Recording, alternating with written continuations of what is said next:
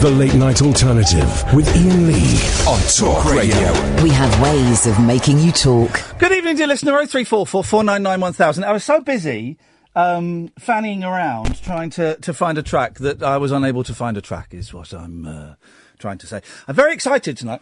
We've got Kenny Jones coming on after midnight, drummer for the Small Faces, the Faces, and the Who, as he calls it. We spoke to him earlier on. He's coming on a bit later on. And before that, after midnight, we have got Ryan Brady and Chris Mercer, who do this Paul McCartney podcast called Take It Away. By coincidence, one of them I found out today is going out with one of the daughters of Davy Jones of the Monkees. How funny is that? I know that only because she tweeted me. So we're doing that. Lots to talk about. I do want to play a McCartney song, if you will indulge me, because Paul McCartney, we'll talk about this when Ryan and Chris come on. Get the £5 Paul McCartney gets a tough old rap, you know, for, he's done some terrible songs. There's no denying it. But he's also done some brilliant stuff. And he's done some brilliant stuff comparatively recently. This is from 1997, right?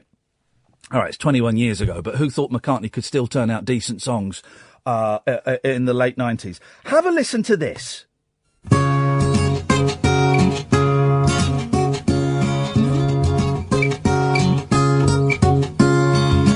It was written that I would love you from the moment I opened my eyes, and the morning when I first saw you gave me life under calico skies.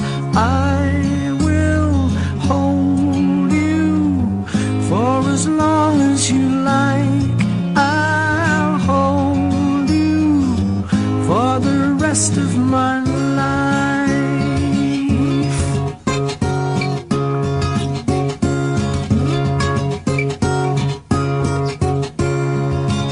Always looking for ways to love you, never failing to fight at your side, while the angels of love protect us from the innermost secrets we hide.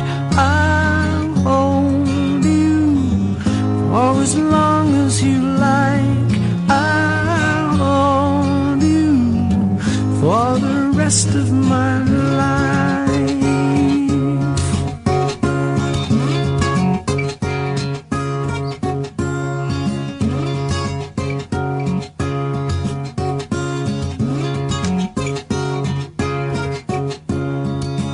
Long live all of us crazy soldiers who were born under calico skies. May we never be called to handle all the weapons of war we despise. I'll hold you for as long as you like. I'll hold you for the rest of my life. I'll hold you for as long as you like. I'll love you for the rest of my life. Isn't it? Isn't that lovely? That's McCartney in 97. And he's done great songs since. I find it absolutely fascinating. I do know that Paul McCartney is in the country right now. My headphones are going, what we say in the industry, one-legged. What that means is, when James pulls this out, he's buggered the lead on it. I do know Paul McCartney is in the country, so Paul, if you're listening, 0344 499 1000 is the telephone number. 0344 499 1000 is the telephone number. If the lines are busy, Paul, keep trying. We will get back to you. So we're talking about Paul McCartney after 10 and after midnight, and also podcasting as well. Just the art, the skill, the science, the mistakes of podcasting and how you go around doing that. And I've just had typed on my screen that Denny Lane from Wings is coming on the show on Friday. How cool is that, huh? How cool is that? So 0344 499 1000 is the telephone number. Today, me and Kath, we were eating quite healthily, and then after we ate quite healthily, we said, "Oh, fancy some ice cream."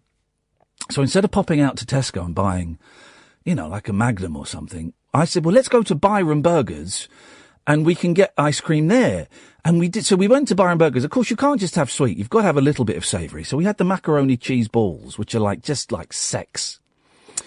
And these ones are particularly like sex. They're a little bit cold in the middle. And then I had a milkshake, and then I had an Oreo cheesecake, and Kath had a milkshake, and it cost us 40 quid. 40 quid for desserts. What the flipping heck? Anyway, I'm bloated, I'm sweating, and I'm feeling a little bit ropey. But, today, I did something. I tweeted that I haven't done it for 12 years. I must have done it more recently. If Jackson died 9 years ago, I did it 10 years ago. Michael Jackson dying is always my diary entry for when I was filming The Persuasionists, the flop sitcom. And I auditioned for that probably about a year before, maybe 18 months before. So I haven't auditioned for an acting role for like 10 years, man. TV roles, it's different. You don't audition for it. You kind of go in and you meet the producers and you tell them why you think you should be chosen and what you can bring to it. And they generally go with someone completely different. But I've not been for an acting audition for years. I can't tell you what the show is, right? I can't tell you because it's a secret, right? When I don't get it, and that's not me being self-deprecating, probably not going to get it because I'm a little bit too old for the show and not quite as beautiful as a lot of the cast members were. So when I don't get the show, I'll tell you what it was. But it's a big old show. It's a big old show. Proper famous television show. And I've known, only since Monday that it was happening. There were rumours from my agent a couple of weeks ago that I was going to be seen for something, but I thought it was going to be a cameo of me playing myself. You know, was it The Archers that had the Pet Shop Boys in? You know, occasion Status Quo in Coronation Street. I thought it was going to be that kind of thing.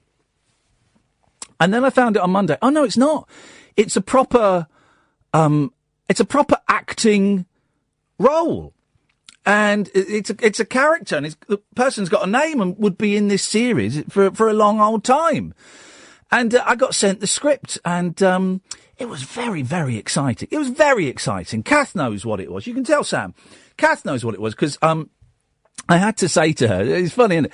I had to say to her, can you help me practice, rehearse? They call it rehearsing. They don't call it practicing. They call it rehearsing. And I haven't learnt a script, like I say, for 10 years. When I was younger, I studied performing arts because I wanted to be an actor. I always wanted to be an actor, right? And when I was at college, I could learn a script like that. I could read a script 3 times, the whole play, and I'd have it pretty much in my head. And this was just 3 pages. And I couldn't do it. I could not learn these 3 pages. And I spoke to a couple of friends who are proper actors. I spoke to Mackenzie, and I said, I'm auditioning for this, and I've got to be this. And I don't really know what to do. And he gave me, some suggestions. He's a BAFTA winner, for crying out loud. I don't know if he's won a BAFTA for acting or if he's won a BAFTA for writing. It's different. But he gave me some tips. And me and Kath, she indulged me and sat through it, and it was funny and it was embarrassing because these things are embarrassing. And I was trying to learn the words. So I got it on Monday, and last night I went to bed trying to learn the words, and I couldn't quite get it. There were 2 bits that I couldn't quite get. And then I woke up this morning, and I didn't do the thing that you're supposed to do. You're supposed to put the script under your pillow. I've done that in the past, but I didn't do that. But I woke up this morning, and I had a shower, and as I was showering, I went through the lines, and I had it. I pretty much had it. And my audition was at 2:10, and I drove into work, and I parked here at Talk Radio, and plenty of time. The plan was, right, to get into the audition 15 minutes before I needed to be there, so I was nice and relaxed. And I'd left plenty enough time, right? Except London was gridlocked this afternoon. I have no idea what was going on, But it was gridlocked. You couldn't move. And I was in this Uber and, it got very, very tense in there. Got very, very tense. But I got there and I was 20 minutes late and it was fine. It was at this acting centre. So there were lots of actors around. And I was sat there. And basically I saw a stream of younger, slimmer, slightly better looking versions of me walking past me. It was the weirdest thing. They all looked a bit like me, but younger and slimmer. The sort of the side parted hair, the beard. I was wearing a jacket and a shirt and jeans. So were they. One guy even had brown suede shoes on, boots like I did. It was the strangest thing, and I'd forgotten. So I say I auditioned for The Persuasionists 10 years ago. That was not like a cattle call where you're sat in a room with a load of people. I haven't done that for years and years and years. And I've forgotten that this is what it's like. And I went in, and I tell you what was wonderful about it, right? What was great about it was I don't need the job because I've got this. This is my job. I've got a few quid in the bank. This is my job, okay? So I don't need the job, right? And I kind of wanted the job, but it wasn't the be-all and end-all. If they phone up and say, you've got it, I'll go, oh, brilliant. If they phone up and say, yeah, you don't got it, I'll go, oh, well, never mind. Thanks for letting me come and try. Because it's not that important to me. So I didn't have that scent of desperation hanging around me. So I went in to this room, and there was a lady and a man and a video camera, and it was all very amicable and very charming, and I charmed them, and I zapped them and dazzled them, and they asked if I'd been up to much, and I said, I do a late-night radio. So I haven't done acting for years, but I do a late-night radio show. Oh, what's that like? Is it topical? And I said, well, no. And I then tried to explain to two people who'd never heard this show before what happened in last night's show. Man alive! If you heard last night's show, you'll know that's a tough sell. They said, so what did you do? What did you do on the show? I said, right, well, last night we had a guy call in who wanted to know if the Truman Show was real because he thinks he's being filmed everywhere he goes. And another guy called in who I had asked not to contact me anymore. And he phoned in, and they both went, oh, my God. I said, yeah, I know. It was so uncomfortable. But I also know it was a great piece of theatre. You know, I hated it. I hated it. But I'm guessing that it came across to you as something, as a dear listener, it came across to you as something. Something exciting or uncomfortable or upsetting or funny or whatever. So we chatted about that for a few minutes, and they said, right, do you want to go through? Do you want to go through it? And they had the script on the table. And, of course, I'd learnt the script. I went, yeah, sure, let's go through it. So I did it.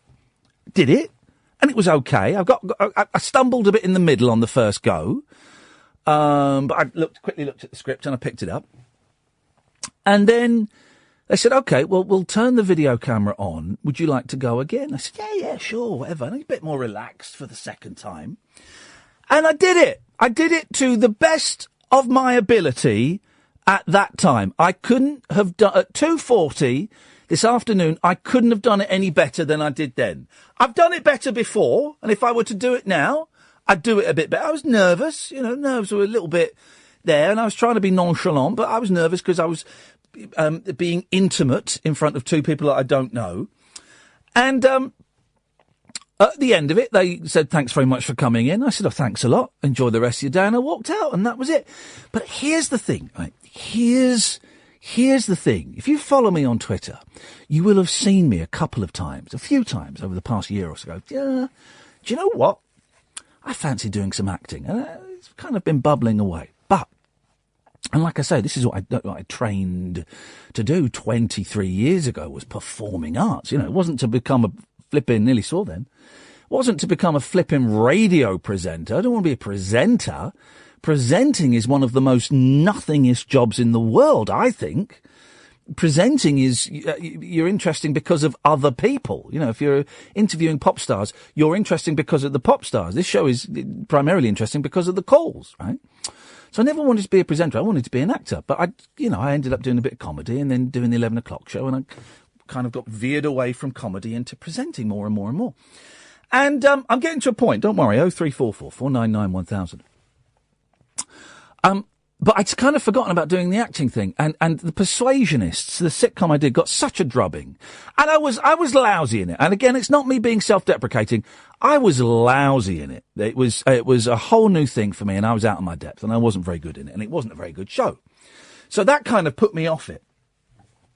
But then doing this audition today, I came out, I felt good. I felt alive. I felt awake. I felt woke.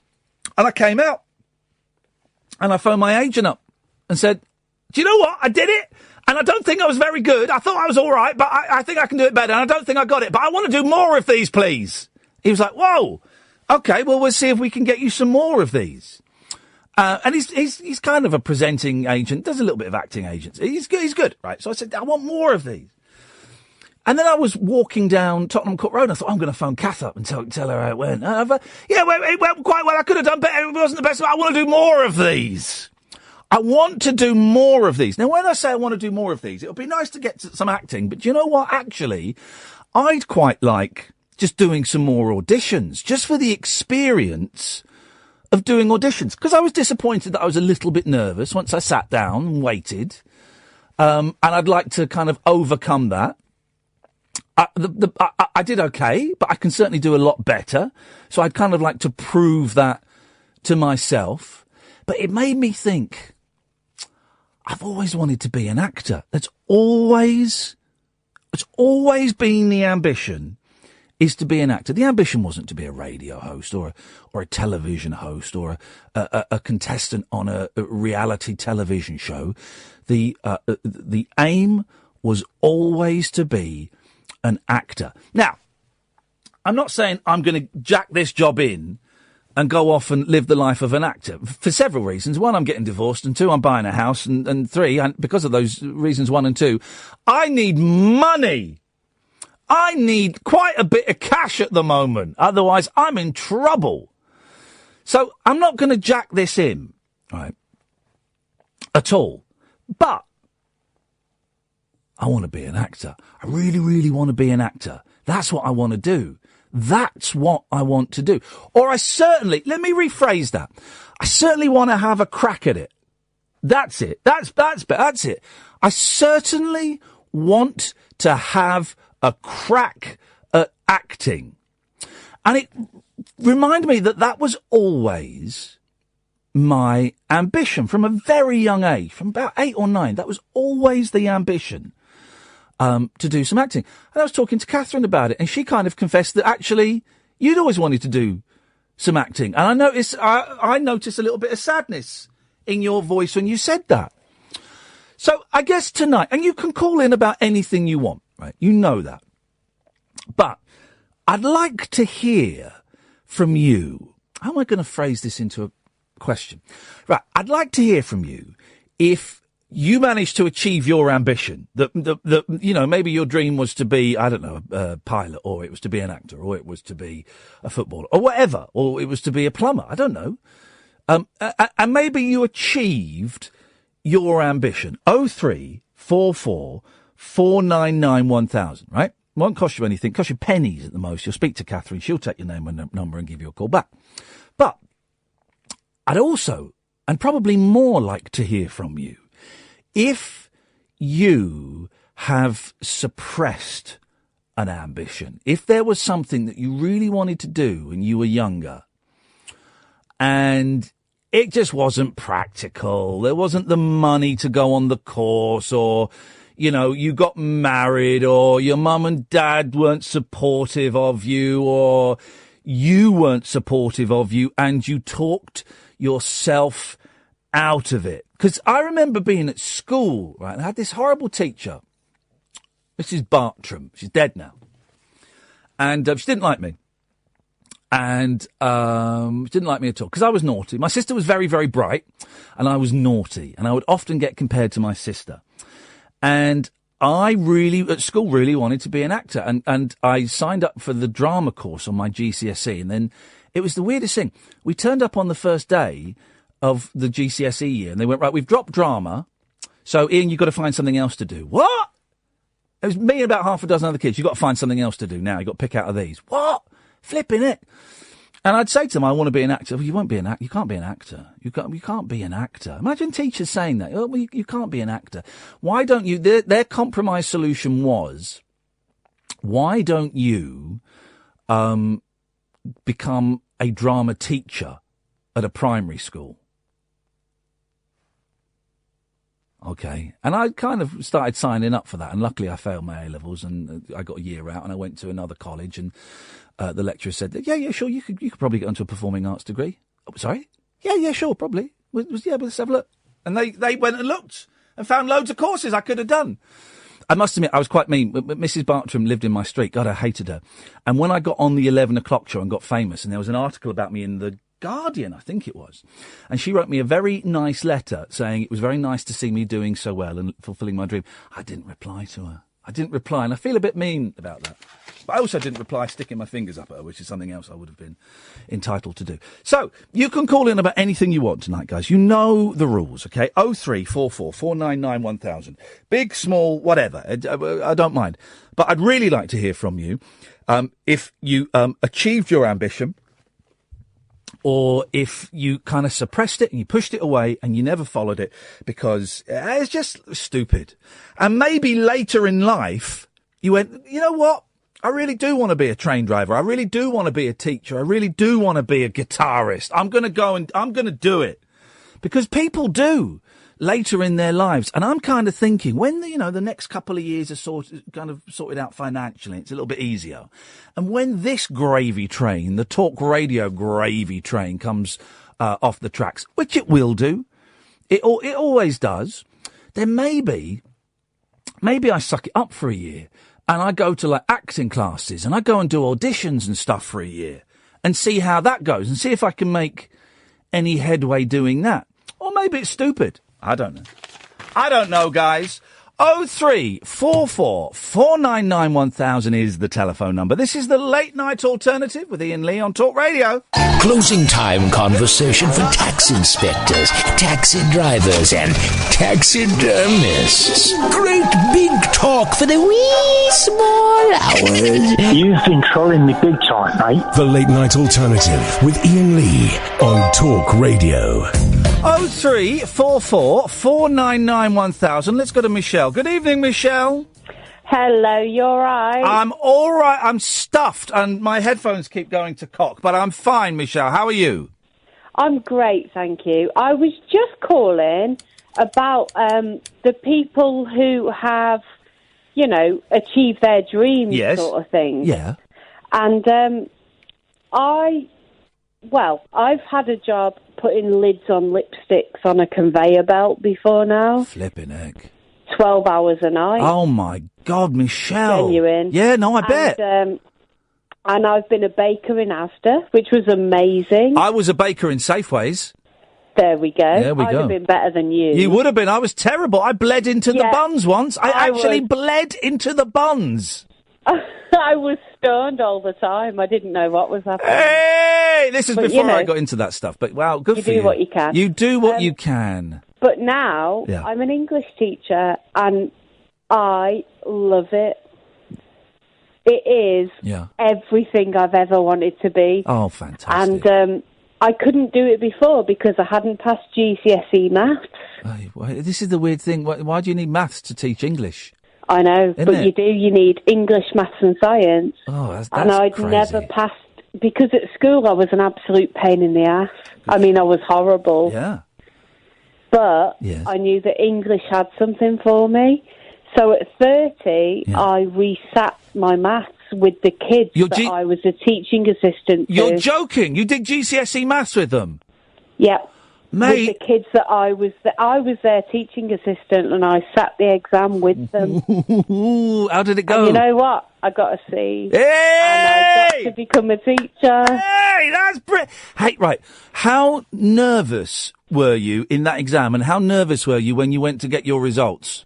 I was crying. Oh, God, I was crying in the exam in front of them, but they knew. I mean, they knew how nervous I was. Yeah. Because I told the kids, that it meant such a lot to me. And I'd resit maths. Genuinely, I had resat it 13 times. Are you sure it was 13, not 14? There's a little maths joke for you. But I was so bad at little maths. maths joke for you there, yes. I know, I got it. Well I got done. it Well now done. because I passed. There we go. Not all my listeners would get it, though, because some of them are thick. There we go. So you did it. Okay, so then what? So once you passed the GCSE maths, then what did you do? Did you go to, like, college or to train to be a teacher? Well, my husband, we got married on April Fool's Day. Yeah. Because we thought it'd be funny. Yes. But that also ended up being the day he got made redundant. Oh, wow. But because he was redundant, he could look after the kids, and I applied for teacher training. Hey. So, now look, I've been teaching for 9 years. Oh, that's brilliant, Michelle. It's well the done. Greatest job in the world. How old are the it's kids the you're greatest. teaching? Oh, God. 11 to 18. Oh, no! They are horrible at that age. They can be. Yeah. They can be. But oh my God, I get to talk about the books I love every day, man. I mean, it's not even a job, you know. Yeah. It's amazing. What, do you know what your nickname is? Oh God, I've probably got a lot. Yeah. Most of them to do with being fat, being cross-eyed, wearing glasses. Hey, are you cross-eyed and overweight? Yes. Oh, Michelle, you're like gift. You're like a gift from heaven to those kids. I am. It's like I was always meant to be. Oh, I'm so. Unfortunately, my surname doesn't rhyme with fat or any kind of farmyard animal. They'll make it rhyme with something. Oh, kids at that age can be flipping over. I'm sure they do. I'm so pleased for you, Michelle. That's absolutely Honestly, brilliant. It is never too late. Yeah. And it doesn't matter how crap your current job is. My job was genuinely putting lids on lipsticks on a conveyor belt. Flipping it, man. And this is the thing. Go. And this is the thing, right? Because I've had people call in before, and I've heard radio shows where it's people going, "Well, I was 56 and I jacked in what I was doing, and I became an art or whatever." And I've always kind of thought, and listen, I love this job. I really do love this job. But just doing this audition today, Michelle, it reminded me why I got into show business. It reminded me what I'd always wanted to do. For it. I have got to go for it, haven't I? You have. Otherwise, it'll be like an unscratched itch. Yeah. I'm going to go for it. You've got to do it, man. And not only that, Ian, you can do it. Oh, you're good. You're good. You can, and you should, and you are doing yourself a disservice if you don't try. Michelle, it's so nice to talk to you. I'm glad it all worked out for you. Cheers, my dears. Ta-ta. There we go. There we go. There's an inspirational tale, if ever we needed one. 0344 499 1000. Let's see if we can make it a show. By the way, get your calls in early, because after midnight, I don't know if we're going to be taking any calls. If you've got any McCartney questions, we might do. But the Kenny Jones interview is pre-recorded, and I really want to talk to Ryan and Chris from Take It Away podcast, so I might just keep them for myself. So if you want to get on the show tonight, I've got terrible wind, really, really bad wind. I might be sick. I think I might be sick on the radio. I think I'm going to throw up. So if you want to get a call in, do it before midnight, is what I'd say. 0344 499 1000, and let's see if we can kind of make it I don't know, an inspirational show. If you're living the dream, let me know. Let's go to Craig. Good evening, Craig. Hello. Hello, Craig. Hello. How's it going? It's going all right, Craig. I'm having a good week. You're what? My week was up and down like it. Are you on speakerphone? No. Why can't I? Is your head in a box? Hello?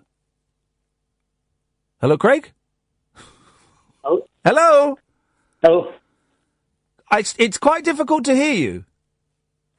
It's maybe that I'm in the house there. Okay. Well, go on. So you're having an up... Let's see if we can battle on. You're having an up and down week. Why? What's happening? I lost my job a few days ago. Oh, mate, I'm sorry. Was there any warning coming? No, it wasn't. And any reason for it? No, I just said, that's your job gone. I have to let you go, sorry, for that. That was it? They just said, that's your job gone, away you go? Yeah. Flipping heck, man. How do you respond to that? It's not easy, like. Oh, mate, I'm sorry to hear that, Craig. That sounds absolutely lousy. So what are you going to do, man? I'll probably look for another job there. What line of work are you in? Mechanics. Mechanics. Oh, man. Well, I wish you the best of luck. I wish you the best of clutch, Craig. Right, thank you. No worries, man. Anything else? Well, my other week was good, like. The other week was good? Did you get a job as a mechanic? Nah. No, I'm joking. I'm joking. Go on, why? I found my father after 20 years. Whoa! Craig! This is the most insane phone call. Well, not the most insane phone call. We had Dean and we had John last night. But this is pretty up there. Right. So, hang on a minute. When did you find your dad after 20 years? I found him on through Facebook, yeah. You found him on Facebook? Yeah. And have you spoken to him? I've spoken to him. I've seen him a few days now. And what was that like? Okay, let's go back a bit. So you've not seen him for 20 years. Why is that? Did he just walk out when you were a kid? What happened? Oh, well, I don't know. I think he walked out of us. He got what? Walked out. He left us. He just walked out. And how old were you at the time, Craig? I was 5. 5. Ah, man. And he'd made no attempt to get back in your life? Well, he says he was trying to, but he couldn't find me. Right, okay. But the good thing is I found that I've got a step-born sister. Well, hey, there you go. And how was it meeting up with your dad? Did it go okay? It was weird a bit. Yeah. Does he live near you? Nah. Miles away. Oh, he stays in Scotland, but right. I'm in Arbroath. He's in Glasgow. Yeah, okay. Well, Craig, listen, I say this, I don't mean this in a patronising way. Take care of yourself, man, because both of those things, the losing the job and seeing your dad, they're both big old shocks, you know, and while you might be happy about meeting your dad, there might be a bit of a come down at some point. So just keep an eye on yourself, man, and take on board you've had 2 massive shocks in the last week or so. That's the thing. Hang in there, brother. I hope work picks up for you, and I hope that you and your dad can, I don't know, develop a meaningful relationship if that's what you want. Well, I'm hoping that, but you never know what things come out, do you? You don't know, but I hope it works out the way that you want it to work out, man. Yeah, thanks. All right, Craig, take care, fella. Thank you. Thank you. Flipping it. That was, wow, what a call. I've got a feeling it's going to be one of them nights tonight. Let's take one more, then we'll have a break. Good evening, Mark. Oh, hi, Ian. How you doing? I'm fine. Are you on speakerphone?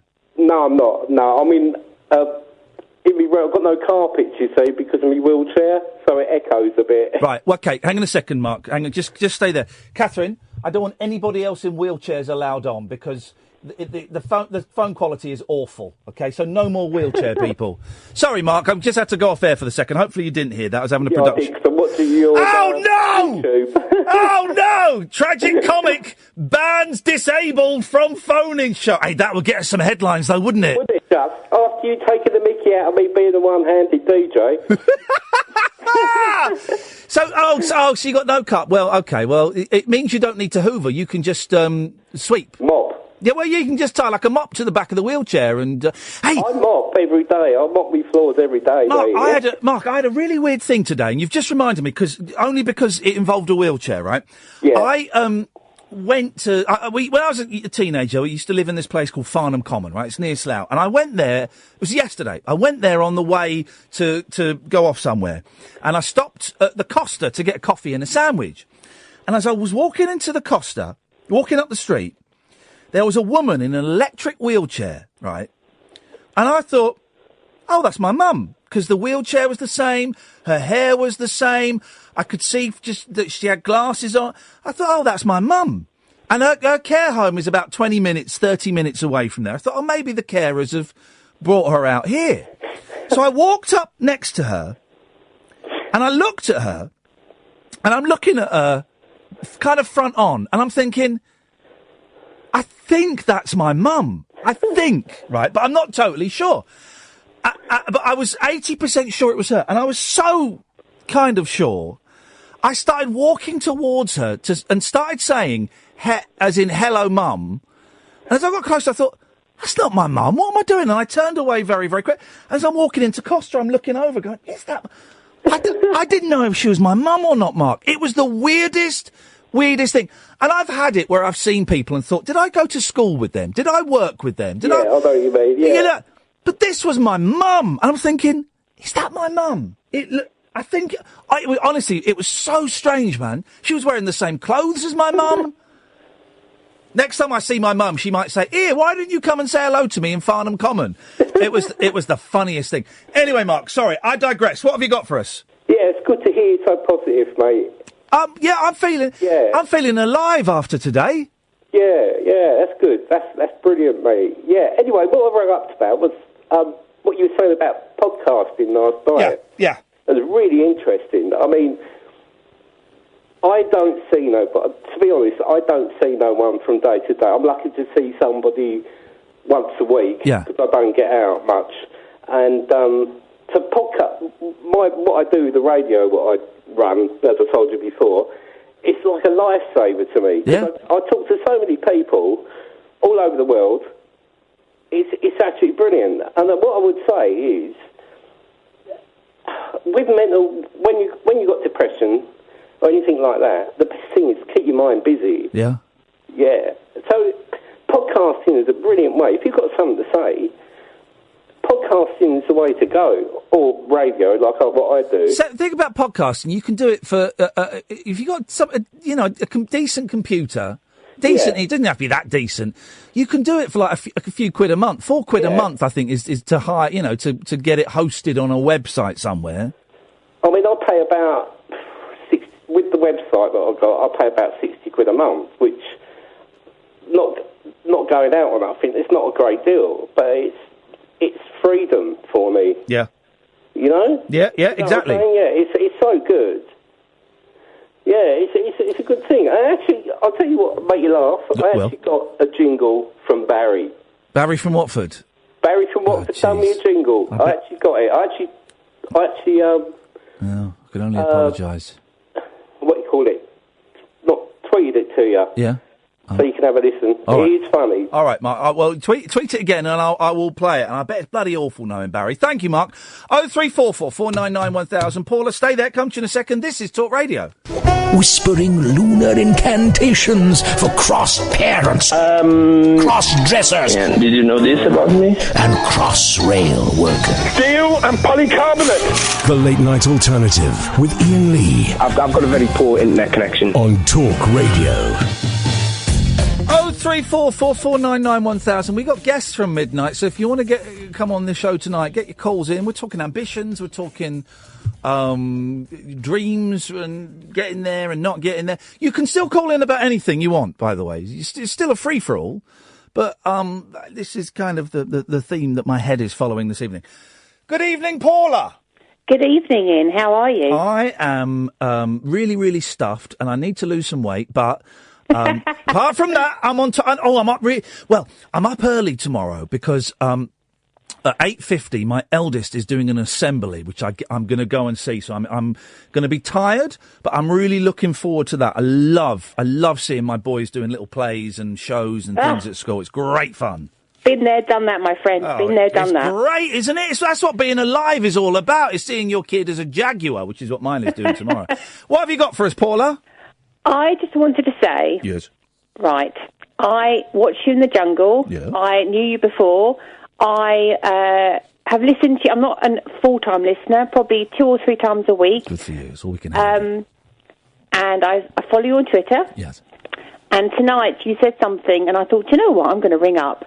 I am very lucky with my life, and I want people to know out there, sometimes you meet the right person, everything just clicks, and I'm having a very lucky life. I met my husband, I was 17 and he was 19, and we're 30 years later, and we're still together. Hey, listen to that. That's brilliant. I know. We've just had our 25th wedding anniversary. Congratulations. Thank you. We had a bit of a renewal of vows, which is a bit wanky, but hey, we did it.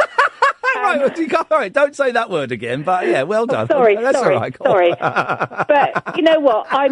We met at work. Yeah. I was 17, he was 19. Yes. We got married at 22 and 24. Yeah. We look like children in our wedding picture. Yeah, babies, yeah, I bet. Yeah, and now here we are. I'm 47, he's 49. We've got two wonderful, say children. They're not children, they're adults, mini adults. Yeah. And sometimes, guys, life can be good. Yeah. And I'm very lucky. You know, neither of us have any issues health-wise. And I just want people to know out there, sometimes if you meet the right person, everything clicks, it can all be good. Isn't that lovely? I'm trying to think, you know, at 21... 22. I was in no fit state to be in a serious relationship, let alone getting married. Oh, trust me. If my daughter, who's now 19, turned around to me and said, "Mum, I'm getting married," I'd be like, "No, you're not." No, funny. Because it's funny. We look back and my husband, he hates me for saying this, but when I say to him, I look back at the age we got married and we were kids playing grown-ups. Yeah. But I'm very lucky. We're very lucky. It worked. I'm trying to do the maths. Yes. And I think my mum, when she had my sister, and this amazes me, I think my mum was 19 years old when she had my sister. Maybe 20. She was no older than 20. I think she was 19. And she would have been 20, 21. She would have been 22 when she had me.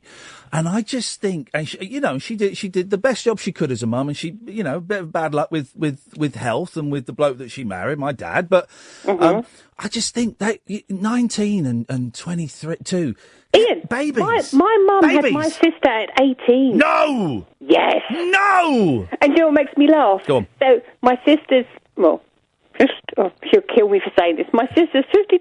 Oh. And I'm 47. There we go. My mum's 70, and she still refers to us as her girls. Yeah. We're not girls, Mum. We're grown-up women. Oh, God. Okay? I'm starting to, because my mum always refers to me as a brave little soldier and all of that stuff. And I'm starting, with my boys getting older, and I call, you know, my boys are still 8 and 6, so they are babies, and I call them babies. And they're like, "Oh, Dad, we're not babies. We're big boys now." And it's that thing that my mum always said to me, "You'll always be my little babies." And she would say that to me, and I go, "Oh, Mum, shut up." But I get it now. These, when they're big, strapping 20-something men with big beards and taller than me, they're always going to be my little babies. You're describing my son, who's like, I'm 5'8", and my son's 6'2" with a beard, and I'm like, "You're still my baby." Oh, and he's like, "Mum, I'm really not." Oh, Paula, that's a lovely story. Thank you so much. Well, you're well. I just wanted you to your listeners know there are good stories out there. Yeah. Oh, that's absolutely lovely. Thank you so much for that, Paula. You're very welcome. Take care. Bye-bye. Ta-ta. What a lovely lady. With a potty mouth. But what a lovely lady. You said on the screen that she was nervous. Nothing to be nervous about at all. That was lovely. But I think my mum was 19 when she had my sister. That's crazy, isn't it? That is crazy. So it means my mum is like, well, hang on,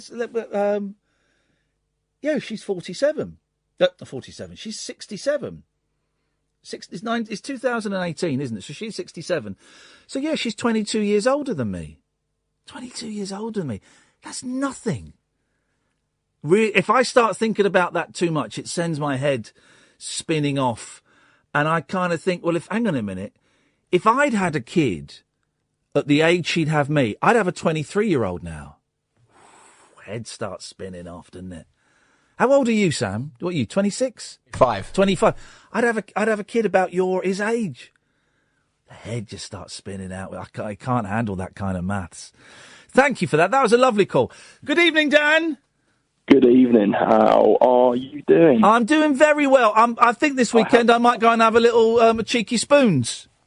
Ian, do you want to know something? Obviously, the whole theme of tonight's show is one of hope and one of, joy occasions in people's lives. Yes. And I'm glad to tell you that my mate got the job on the spot at Spoons. On the spot! On the spot job! This is great! It's almost as if they don't care about who they hire at Spoons. Mate, Nah, he's a great signing. I promise you, he's a great signing. I don't know what his contract terms were, but he's a great signing. So just what he walked in, and they went, "You're hired. Can you start now?"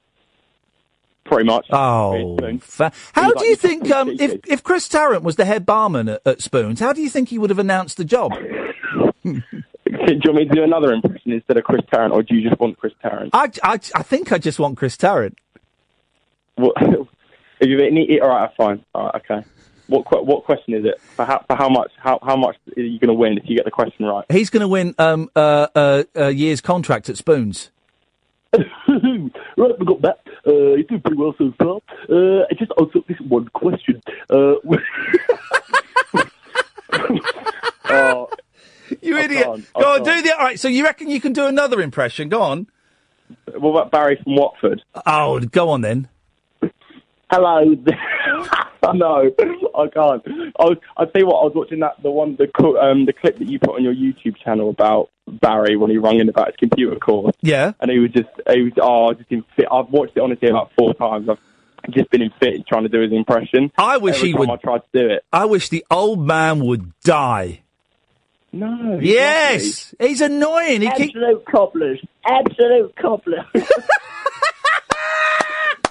That is brilliant. That is absolute cobblers. Listen here, Ian. I made you. I made you when you were nothing. Is that? How long did it take you to learn that? About a day or 2. Yeah. Here's the thing, right? Here's the thing. I think that voice is even better than the real Barry from Watford, right? So I've got an idea. If you want to call in as Barry from Watford from now on, we'll use you instead of the... Oh, where's he gone? He's disappeared. Oh, no. Get him back. I hope his phone's not died. I bet it goes to answer phone. Bet his phone's died. These young impersonators... Honestly, this Barry from Watford is getting right on my wits, I think we can say.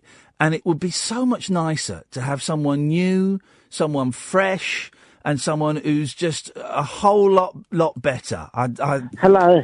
Hello? Hello. Yes, you're not doing it as well now, Dan. You've lost it a bit.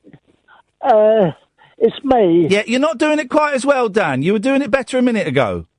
Yeah, it's me, though. Yeah, you're sounding a bit too miserable. What do I have to do to prove it's me? Well, Dan, I don't know. What do you want to do? I'm not Dan. All right, okay, right. Well, you sounds like... What can I do to prove it's me? Well, who are you? The real one. Oh, for goodness sakes, Dan. All right. I'm Barry, though. Right. Okay. What can I do to prove that I know you? I met you that time in London when the police were after you, that nasty business in the toilet. No. Remember that? That was me. Oh! That time, that was never proven, that business, remember? Are you implying that I go cottaging in public toilets? Well, I'm not implying it. I'm telling you that's what... It's me. It's definitely It is the real Barry from Watford. We were just speaking to a young man called Dan who does a really good impression of Chris Tarrant and you. Oh, I'd like to hear him. Well, his phone's gone dead and he's disappeared. Oh. So. Oh dear. It's Can I do Chris Tarrant for you? I bet you'd love to do Chris Tarrant. Bet Margaret would love to do Chris. Oh, you're saucy. Hello? Hang on, you've done Chris Tarrant as a shy woman from the 1800s. Shall I have a go? Go on then. Again? Yes, please. Yeah. Do you want to phone a friend? Do you want to phone a friend? You know, like that. What's the coy giggling behind your fan? No, that's what it does, Tarrant. No. Is it Answer A? Let me see if I can do Chris Tarrant. This is Chris Tarrant here. This is Chris Tarrant here. That's John McCrillick, isn't it? I'm Chris Tarrant here, and I'd like to ask you a question for £1 million. All right, for £30,000. Was Iain A, climbing up the cubicle, B, peering under the cubicle, or C... Yeah.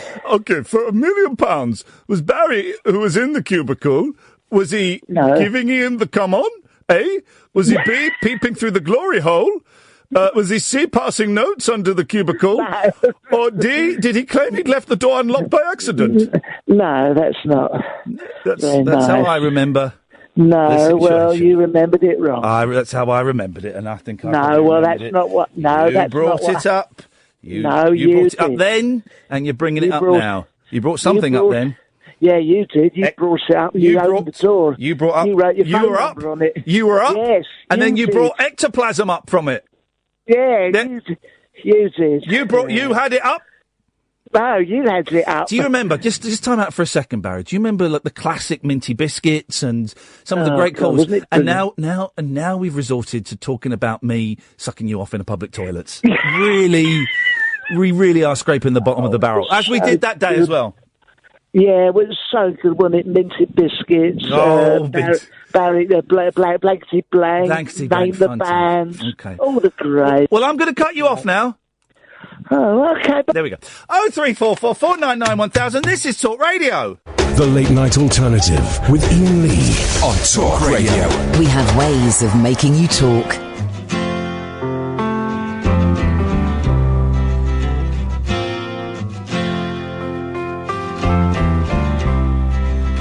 Yesterday had nothing to say. Tomorrow may bring me a thought. Today was here, now it's turned into fear. If it's with you, then I should stay. Sit and wonder why I'm leaving. Sit and wonder if you'll call. Sit and wonder why I'm looking for a meaning. Sit and wonder why I'm wondering at all.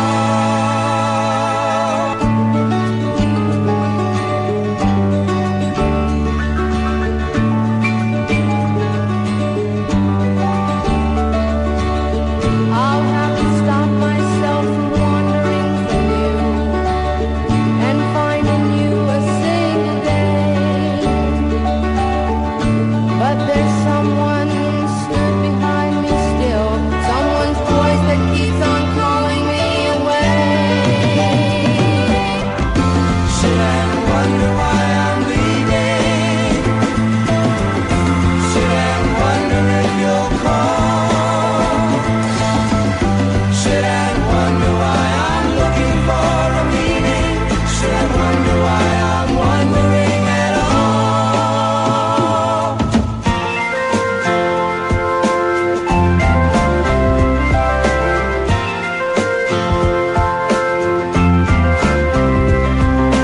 Yesterday, you gave me my way.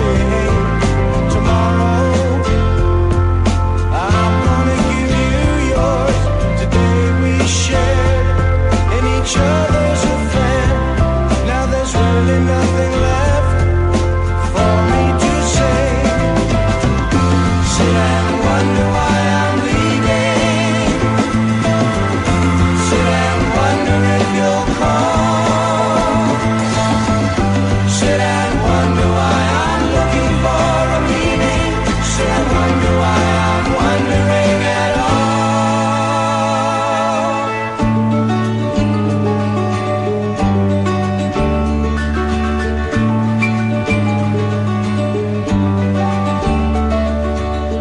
I'll have to stop myself from wandering. That's not the greatest version. I should have checked. That was not an HD version, and for that I apologise. I humbly apologise. Catherine Boyle joins me in the studio. Good Hi. evening, Catherine. Catherine, you've got Hi. the latest on what's going on in the current situation. Yes. What's the latest we've got? Well, so far in the current situation, it's all up in the air. We are getting news filtering through, and I'll keep you abreast of that as it happens. Thanks very much indeed. Let's go to Katie. Good evening, Katie.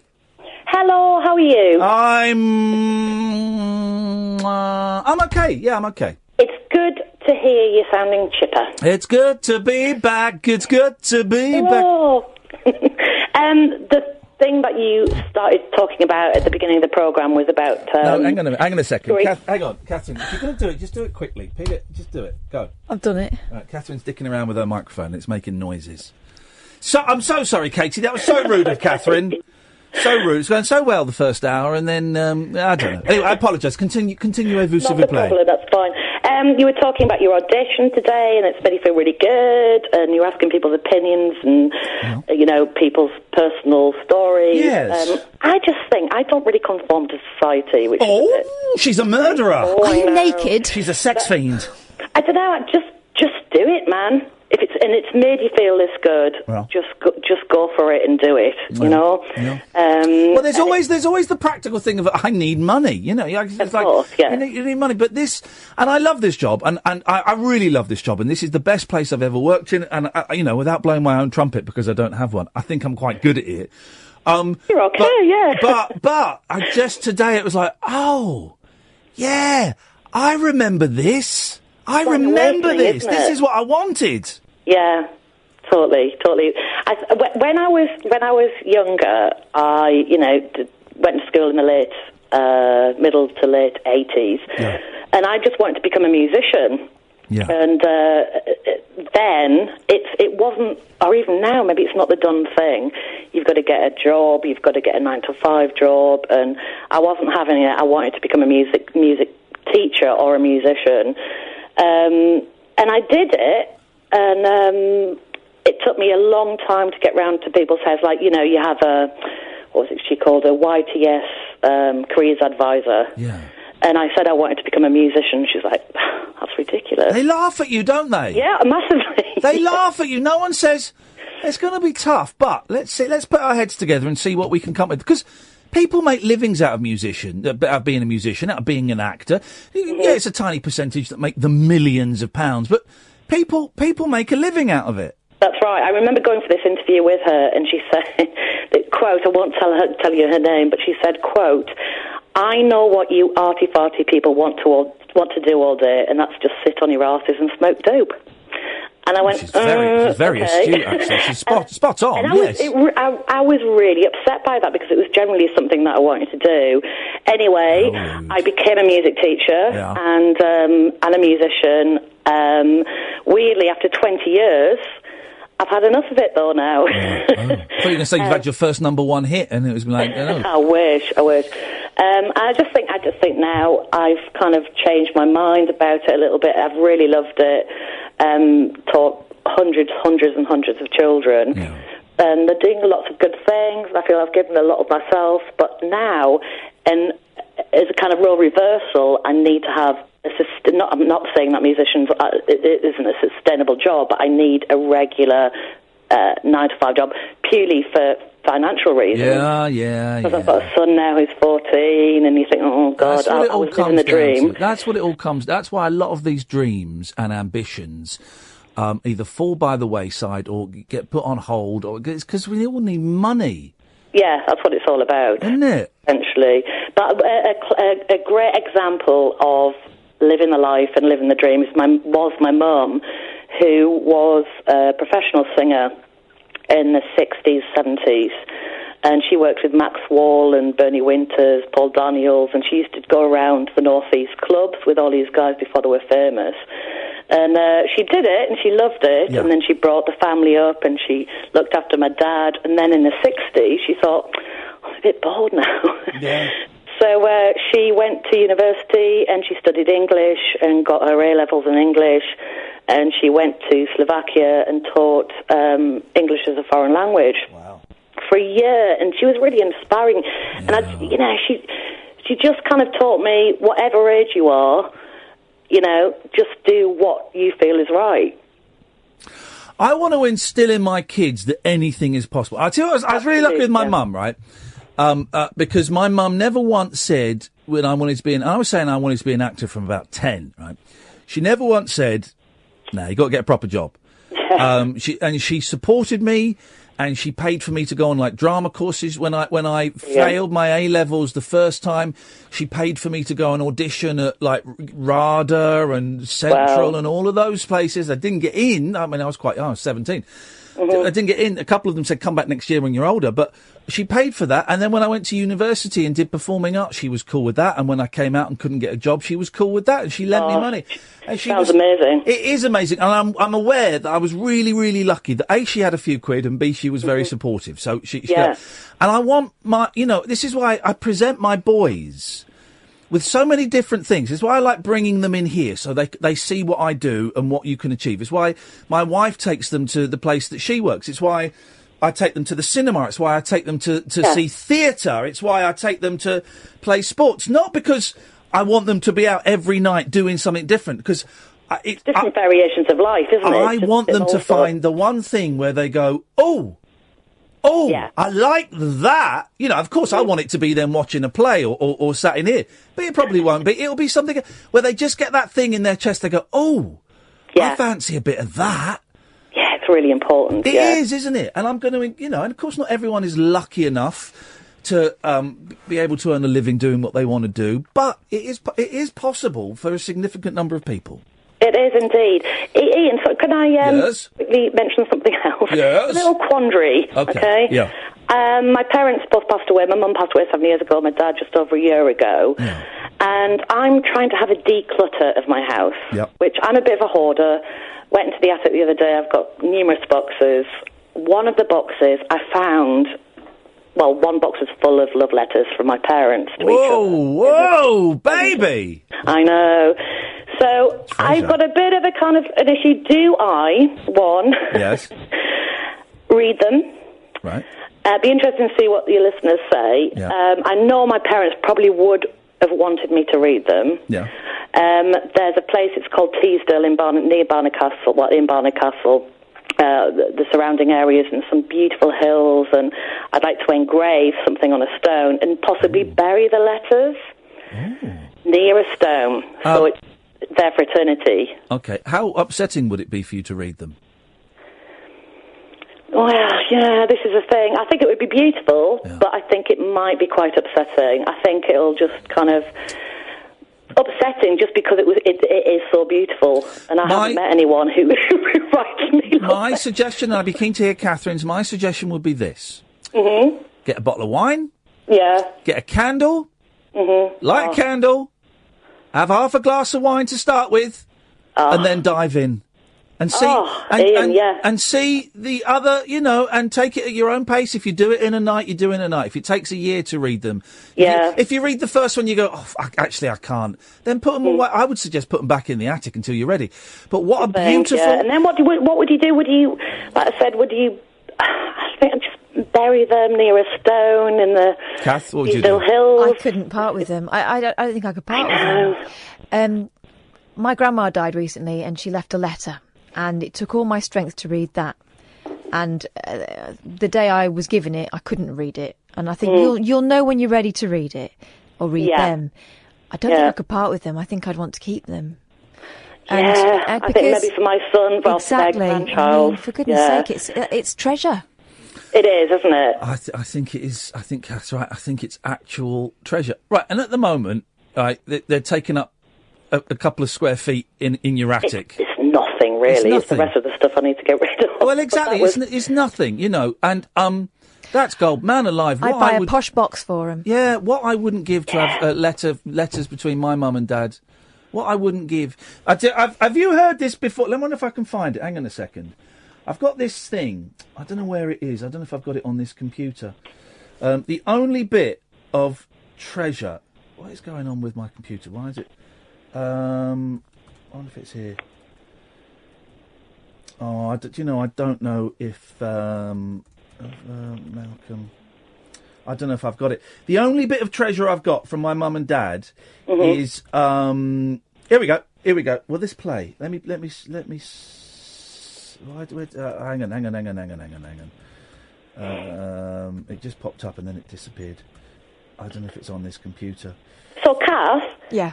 So, will you read this letter at some point? I have read it now. I've read it, but it took me a while. I had to do a little emotional run-up. And of course I was in floods, but it was beautiful. And she'd written it knowing that she was on her way out.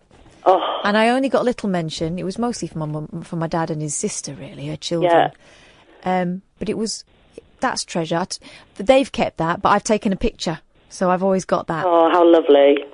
Right, I haven't got this thing that I was looking for, but what it is, I digitised it. It's on a hard drive somewhere. But I've got a little 7-inch record that my mum and dad made Joe was a baby, so it would have been 1970.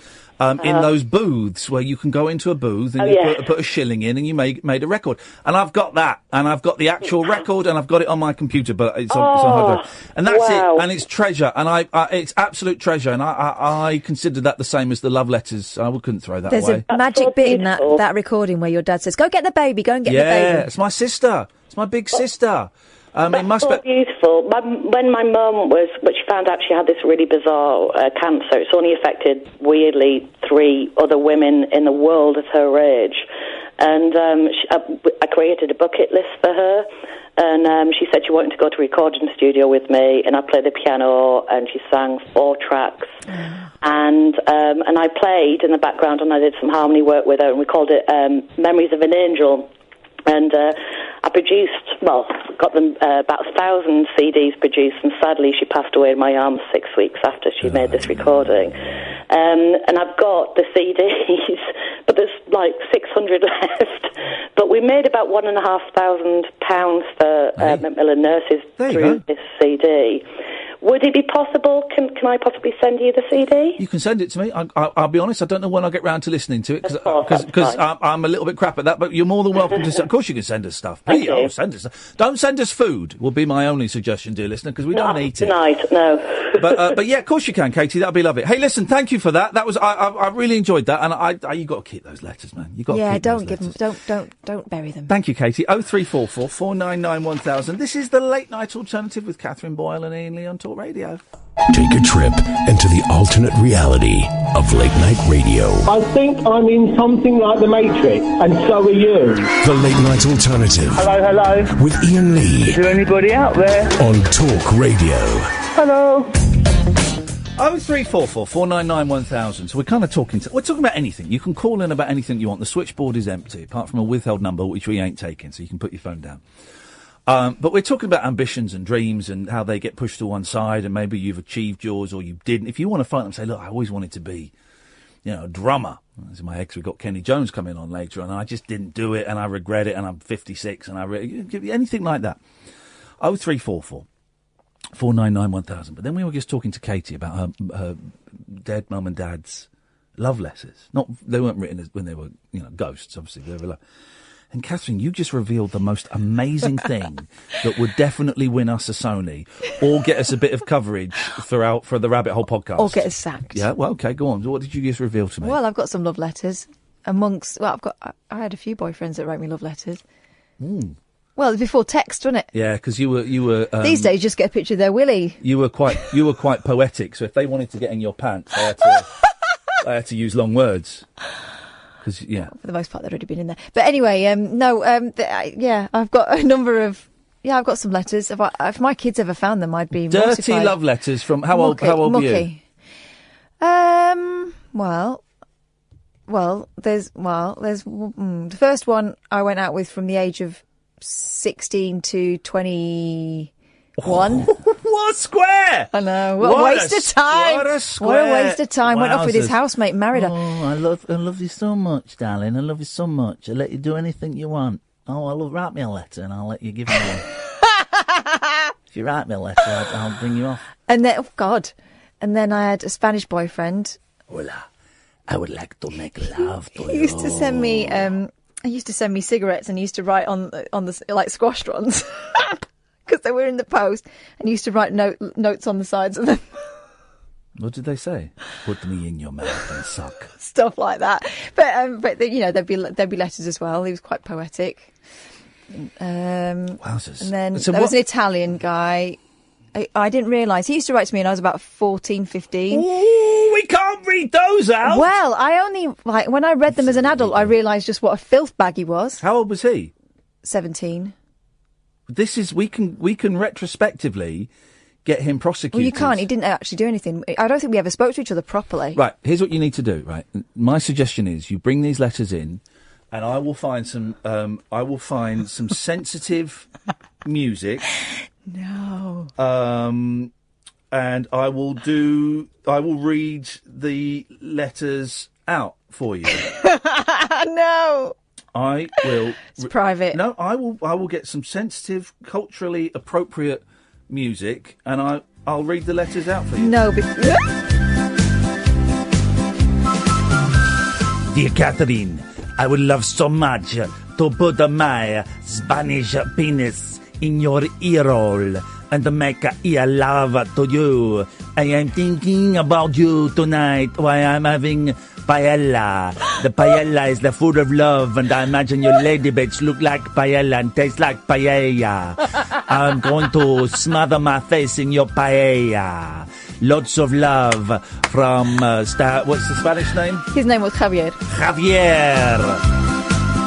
Hey! And also have a smoke on this. We could do that. He couldn't say Neither can you! He couldn't say compact disc. He used to say compass dick. Compass dick. Always pointed north. Where's your phone? I've left it out there. Yeah, I have. Well, go and get it. Why? Because I want to do the language app. No, because I have to buy that, you know. I didn't have to buy it, you know, and I can't use. There's an app that I didn't have to buy. Yeah, but you got it for a month and then it starts charging you.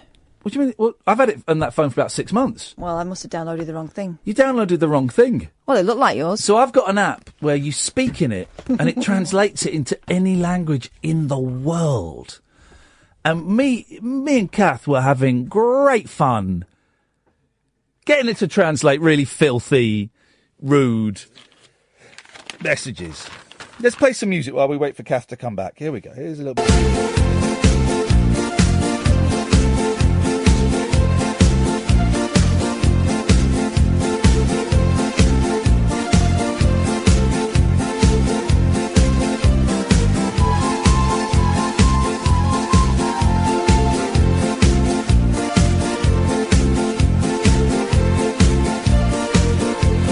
Kath's back. Here we go.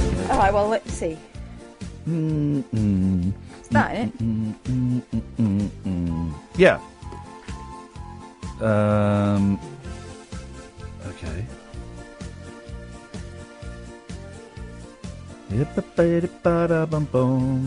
There we go. Right. Okay. So I'm going to say you don't even know what you're doing here. Right. Don't you be signing me up to anything. I'm not signing you up to anything. Where does it say? I'm not signing you up. Hello, Catherine. You are a dickhead. Oh. Let's see what's. Hola, Caterina, eres un gilipollas. Is it right? Okay, so, my degree is completely worthless now. That computer's just done it. It can do any language, right? So, give me a language, any language. French. Well, give me one that's not like really obvious. All right, well, okay. French. Well, flipping heck. Russian. For the bots. Okay, here we go. Shout out to the bots. Okay. No, I've done. Hang on, I've done. That's Russian to Spanish. That doesn't help anybody. Here we go. English UK, and then we change that, and that's going to be Russian. Okay, here we go. Okay, here we go. Right, so I'm going to... Hello, Vladimir. This is John Gaunt. I want paying now, please. Здравствуйте, Владимир, это Джон Тощи, я хочу платить сейчас. Пожалуйста. It will do any language. So for the next 30 minutes, we can't take phone calls after midnight because we've got guests coming on. We've got Ryan and Chris from the Take It Away podcast, and then we've got Kenny Jones from The Who. Denny Lane on Friday. Yeah. Denny Lane. So call in now. Any language that you want. Maybe you speak a de language. You can, don't use swear words, please. But maybe you speak a de language, and we translate a de language. 0344. Oh, someone has texted in the Spanish message. I'm going to try and read it phonetically. Oh God. Querida, Catherine. Querida. Me gustar a poner mi pene español en tu hombro y comer tu fofo. Wow. En vivo. ¿Es fofo vagina? En vivo en la radio. Haremos el amor bajo la luz de la luna y insertar mi virilidad en tu agujero con amor. Tu amante español. It sounds like a very funny Spanish joke. Very funny Spanish joke. What did they say? Well, shall I get them to translate? I'll get this to translate it for us. Well, I mean, I might have trouble with your pronunciation. All right. Well, you read it then. You do it, but you need to log in. You log into that and get it. You read it and get it to translate for us. Oh God, really? Yes. You really want to hear that? Yes. Okay. How do I get different language right? Okay, and that one has got to be English. Okay. Right, you ready? Yeah. I'll come over there because I can't see it from here. All right, Catherine. You come over. Any excuse. Right. Oh God. Ready? Yeah. How do I do it? Tap it. There. Hold it. No. Oh, for goodness sakes. Right, now tap it. Querida Catherine, me gusta poner mi pene español en tu odo y comer tu fofo en vida en la radio. Haremos el amor bajo la luz de la luna y insertar mi virilidad en tu agujero con amor. Tu amante español. Dear Catherine, I like to put my penis Spanish in everything and eat your fofo in life on the radio. We will make love under the moonlight. Insert my virility in your hole with love, your Spanish lover.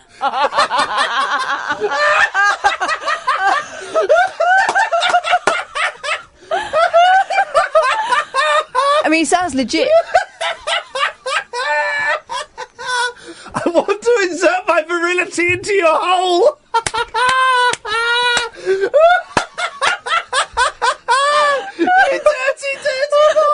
You dirty boy. I think we need a break. The radio show where the owls are not what they seem. Do you or have you ever watched Twin Peaks? The Late Night Alternative with Iain Lee. They could be dreaming and meeting each other in their dreams. On Talk Radio.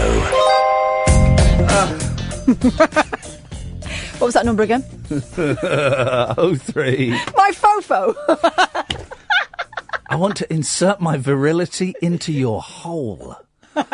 Which, strangely enough, is the title of my autobiography coming out soon. 03 44 499 1000 is the telephone number. We can honestly, can you? Sorry, don't you got? It will translate any language. It's incredible. It's incredible, and the fact that it speaks it for you—that's the joy. I know, and it sounds pretty good. I've heard some of these before, and they always sound like robots, but that one's quite. That's good. Let's go to Waj. Good evening, Waj. Good evening, Iain and Catherine. How are you doing? I'm a bit warm, but I'm all right. Yeah, having fun with the translator. Yeah, what language do you want, man? I want Urdu, please. You want now? Are you going to speak Urdu and it's going to translate for us, or do you want me to say something in English and have it translated? Yeah, if you say something in English and see if they'll translate in Urdu. Right. Okay. Hang on a second. So we can do that, and we change that, and we go to Urdu. Okay. I tell you what we'll do. I can do my song and see if it translates it. All right. Yeah, you can do that. Yeah. Here we go. Perdesi janana hai, mujhe chode ke. Let's see.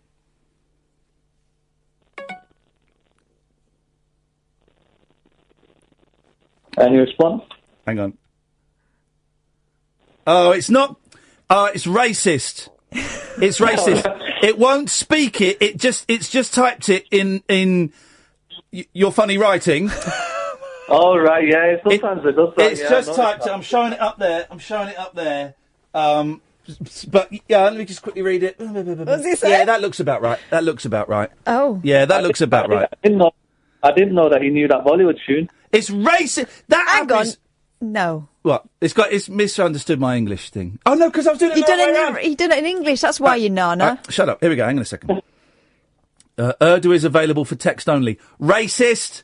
It's racist, mate. It's racist. I think basically it translates to something like "go home," which wow. Let's get that app taken and complained about that. What about Nigerian language? Let's see if it's. Is that Yoruba? Is that what Yoruba, Jamaica. Yeah. Ooh, I wanna take you to Bermuda, Bahama. Come on, pretty mama. Key Largo, Montego. Baby, why don't we go? Hang on, right, so... Yeah, I should recognise this one, definitely. Hang on a minute, I've ballsed this up. What, Nigerian? Yeah. What's it called then? I think it's called Yoruba, isn't it? How are you spelling that? With a Y. Yeah. You're all right. Okay, here we go. Okay, what do you want me to say to it? Say I love you. Hello, Nigerian lady. I love you.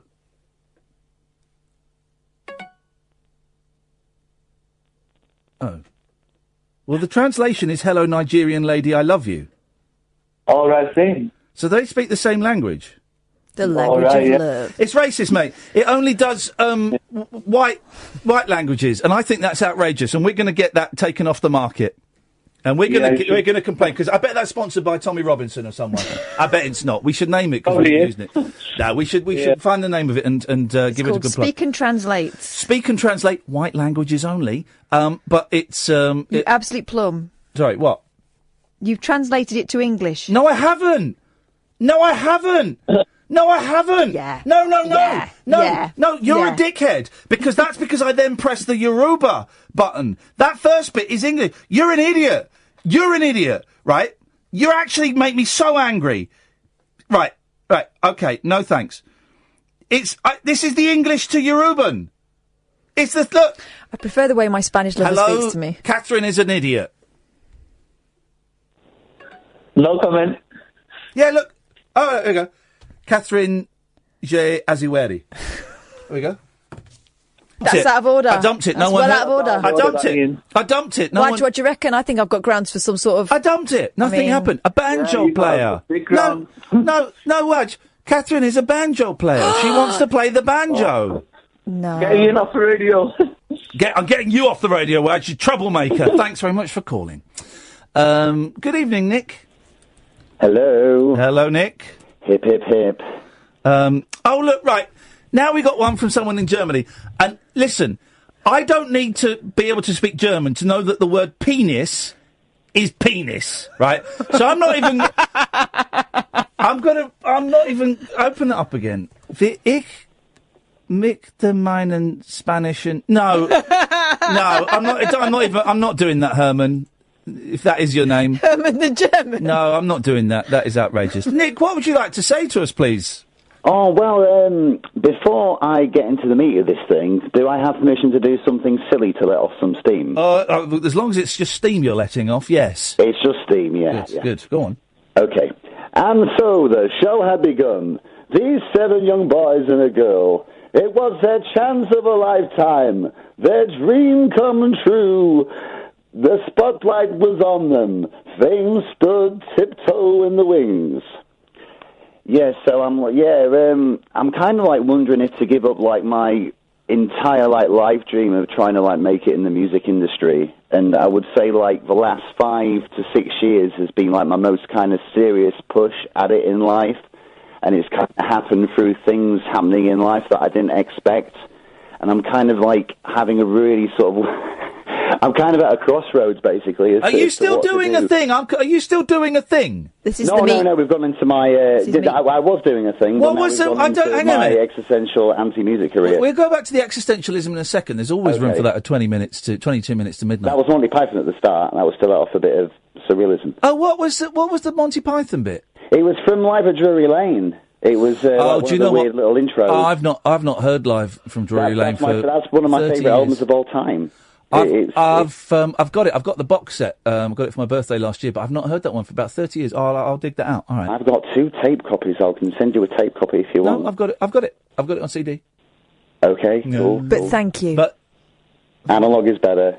Well, that's kind of how I've been doing like all my kind of music because I've always I've always been a creative person, and I've always wanted to like be a musician. I'm the first person to admit that I'm not like an amazing musician at all. I'm self-taught. Yeah. But I've just always had this like dream and ambition that there's like, and a feeling there's like nothing else in society for me to do but to try to make it in music. And it has kind of seemed like a sort of far off kind of dream. And then like these last sort of like 5 or 6 years has just been like really strange. Like about 6 years ago, like my dad passed. And I sort of know from experience, from like what a lot of friends have told me about, you know, if friends of theirs have passed or their parents have passed, it kind of changes the life attitude without sort of realising it. Yeah. And I would say sort of the last 5 or 6 years, I've really tried to sort of put like, 2.5 years after I was kind of in like the sort of the job centre limbo. And I was kind of saying, I still really like want to make it music because I've kind of been to uni and like music at uni, done music at college and sung like terrible songs in like assembly. I've always been like Mr. Music, and I've kind of hit a point where the pressure is too much. And like I did 2.5 years of that, and then I kind of signed off and thought, right, I'm going to make an album. So I kind of made an album at home. I was like playing in like loads of like noisy rock bands, and I was just like, this isn't going anywhere. Yeah. So I kind of like changed style and did like a weird sort of psychedelic folk direction. But hang on a second. So, but when you here's the thing. Here's the thing. And I'm residing in the Where Are They Now files. Yeah, no, but when you say you want to make it, what does that mean? What, get on top of the pops or be? No, because I know the sort of music I'm making is not necessarily that kind of music. But at the same time, I really want to connect with as many people, and I'd like to have a record deal and kind of tour and put my music but out. hang on a minute, hang on. No one has a record. No one gets a record deal anymore. They're even.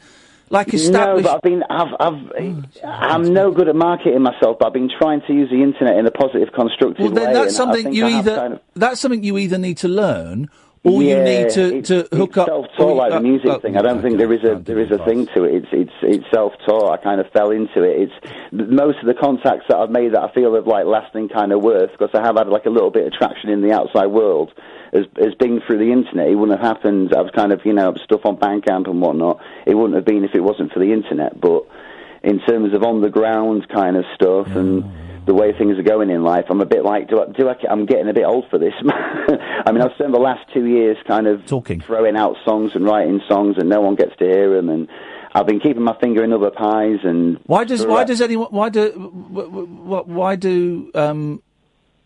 how many people do you want to hear them? How many people need to hear them for you to consider yourself a success? I think if one person listens to them, but I need to be a realist and think I kind of need to forge a career. And I do think talent is something to do with it, but I think it is also to do with luck. Yeah, luck is to do with it, but maybe kind of wanting the dream to be reality, and I can't explain why. I mean, I've just always been music obsessed. It's thanks to my parents that I've kind of had. The sort of music education, and I'll be honest, the uni part of it was the worst experience. Yeah, but maybe you need to, making a career out of it isn't going to happen. It's causing me stress. Well, yeah. But it's something I love, and I'm a bit like, what do I do? And sort of trying to fit into society has been a little bit more problematic, and also revealing because, but it's been a little bit more... Then things have shifted where I'm not quite sure if I can fit quite back in, and I'm thinking I've kind of got this far, and I'm not sure who it was who said it, but this is an analogy, like artists or, I don't know, I'm sounding like really, really pretentious. That's why I did like the Monty Python thing, because I think my music's terrible. But it feels like I've kind of got, and I've kind of been told at the job centre, you're never going to make it, and this and that. If you think your music's terrible, maybe you should jack it in. Yeah, but there's always that part of me that thinks, that's defeatist, and like I say, my dad always believed that he sort of knew that he always think I should try harder, and when he would listen to stuff that I would do, he'd go, yeah, it's good, but you can do a lot better. Okay. And the last sort of 5 or 6 years, I've kind of like a lot of my peers around here where I live, I won't name any names, but it's just seemed like really immature and I don't know, just loud and noisy. Here's the thing. You know what? You might make a living out of it. You might make enough to put food on the table. There's a strong chance that you won't make enough to make a living. But perhaps you have to change what your perception of success is, success doesn't have to be selling out Wembley Arena. Success can be just getting a good song together that you're really happy with the whole production and the structure of it, and having two people enjoy it. That can be success. So I would suggest that you need to change. You need to change your concept of success. Okay, interesting. Thanks, Ian. You're absolutely welcome, Nick. Thank you very much indeed. 0344 499 1000. Some people want to talk too, and some people want a conversation, and that's fine. And I need to accept that that's fine. But anyway, this is Talk Radio. Kick off your slippers. Don't go to bed. The party is just starting. You can sleep when you're dead. The Late Night Alternative with Iain Lee on Talk Radio. 0344 499 1000. You've got 10 minutes, because after the news at midnight, we've got some guests who do a really cool podcast. I've just started listening to in the last week, and I've devoured loads of them, about half of them so far. And then after that, we got Kenny Jones, drummer with the Small Faces. But we were talking about ambition. After I did this audition today, and I kind of, like, a little light went over my head. I was like, I remember that this is what I wanted to do. And I got sidetracked by not being able to get any acting work when I left college. So I did stand-up comedy, and then that kind of got nudged into me presenting the 11 o'clock show. And then I kind of got pushed further and further away from comedy and became a presenter. And that's how I've ended up here. And I love this job. This is the best job I've ever had, right? But today it was like, but acting and stuff. And then I mentioned it to you, and you kind of, Catherine, and you had a little twinkle in your eyes, a little sadness in your eye. Yeah. Yeah. Go on. When I was 18... You're getting dirty letters from Europeans. I was in the full... I had the ones that I didn't really understand at that point. But, okay. I was getting the ones from the lad I did not understand fully at that point. But I wanted to be an actress, I think. But it was just never really a possibility. So I thought, well, I'll get a proper job and back it up after I do a languages degree, which is not going to take me anywhere. But it's odd, isn't it? I think sometimes you chase things, and it gets to a point where it becomes too depressing, and you just let it go and see what happens. But but then also, you've kind of, because you've done, for those who don't know, next Wednesday, Thursday, Friday, and then the Monday after, Catherine is filling in for me, because I'm going to New York City to see the Monkeys, and you're filling in for me. And in all the time I've known you, which is 5 years, maybe 6, I've never seen you present a radio show, but I know that you have presented radio shows, which is why I was kind of pushing for you to, not you pushing you necessarily, but trying to get you to do the show here. But you've kind of had the confidence knocked out of you at the BBC. Yeah, I mean, I had my own drive time show, and then I got put on Breakfast. Yeah. And then out of choice, because of circumstances I was working under, I said I'd rather be happy and not work on Breakfast, and I went and worked on a different show, which wasn't a kind of current affairs show and totally serious. And it was so much fun, and that kind of reignited. I thought, right, this is where I want to be. Yeah, and that was working with Ronnie Barber, who used to work at Talk Radio a long time ago. And if it hadn't been for him, I think I would have jacked it in, because I just thought, I'm fighting too hard. Maybe I'm just no good. Yeah. Well, you do that. There's a Mark Watson, the comedian, who I think is brilliant. You know, the Welsh guy. I think he's brilliant because he's dark and he's surreal and he's funny. He wrote a brilliant blog a couple of days ago that I retweeted about about depression and anxiety and about being a performer. And he says something in there about, look, performing isn't the hardest job in the world compared to, being a soldier or being in the fire service or whatever. He said, but by definition, the majority of performers are really insecure people with low self-esteem and low self-confidence. That's the paradox, that you stand in front of 10 people, 100 people, 5,000 people. You broadcast to 65,000 people a night, but you're constantly hating yourself and thinking that was terrible and stuff like that. So to have the situation that you had, where you do a show and then you kind of get taken off it, and, that does bring up, maybe I am crap. Maybe I am rubbish at this. It was just that I got to a certain point where I just wasn't getting any further, and trying to be taken as seriously as people who'd come in already as ready-made presenters, when what had happened with me was I kind of worked my way up. Yeah. And so I felt like I was always going to be, safe pair of hands Kath, but I was always Kath that they knew from when I first started out as a reporter, and never really taken as seriously. And then, it was a matter of them saying, well, you'll have to go freelance then if you want to be considered on a similar level. I went, okay, then I'll do that.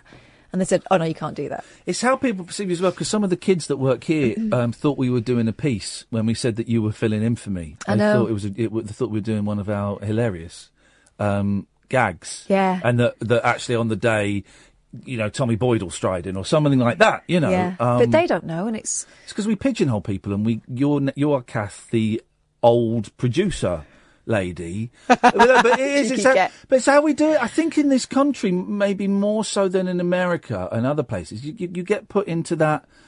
Yeah. You get put into that pigeonhole.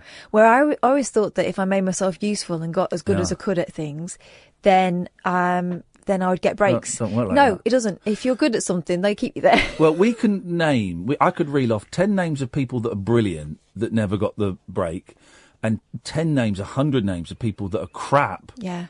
That got jobs that I'm thinking, they don't deserve. I could do that. I know people that could do that. Some of it's about who you know. A lot of it's about luck. Who you blow. Some of it's about if you're willing to bullshit. Yeah. And I never was. I always wanted to go in knowing that I was ready. But I don't think really, if you're a presenter worth their salt, you never feel like you're the finished article. So I was never going to get to that point. And here's the thing: we're both really grateful for these jobs. We love it. It's not. Please don't anyone interpret this as God, I hate working at Talk Radio. Please don't. Honestly, this is I can't speak for Kath, but this is the best job I've ever brilliant. had by a country mile. And it's interesting that we've both ended up performing. But we're lucky in as much as there is the connection to. If we both wanted to be actors, well, actually, we're performing, and there is an element of theatre and acting in what we're doing here. But I think you should do some acting, man. And it's easier said than done. Hey, I think it's like people I'll who say phone up Channel 4. Well, it's people who say to me, "You should get the 11 o'clock show back." Yeah, I'll give Daisy and Sasha a call tomorrow. And I hadn't thought of that. Of course, it's not as easy as that. But when I did The Chase, right, and they probably won't keep this bit in, but Bradley does a little interview bit with you, and he says, you've done this. What do you want to do next? I said, "Oh, Bradley, do you know what? I wouldn't mind doing what you're doing. I fancy a bit of acting." And he said, right, well, you just need to get out there. You just need to go out there and start doing little profit share plays and going up and rocking up for auditions and doing stuff for no money whatsoever, and just earn your chops and get out there and do it. And he said, most people in your position won't do it because they're scared that they'll look rubbish. It's not just that, is it? It's financial obligations. It's financial. It's easier when you're 18 and still living at home to know that you can do all that stuff and still have somewhere to live at the end of it. But I think part of it is I have I don't want to say successful career. I have a middling successful career, right?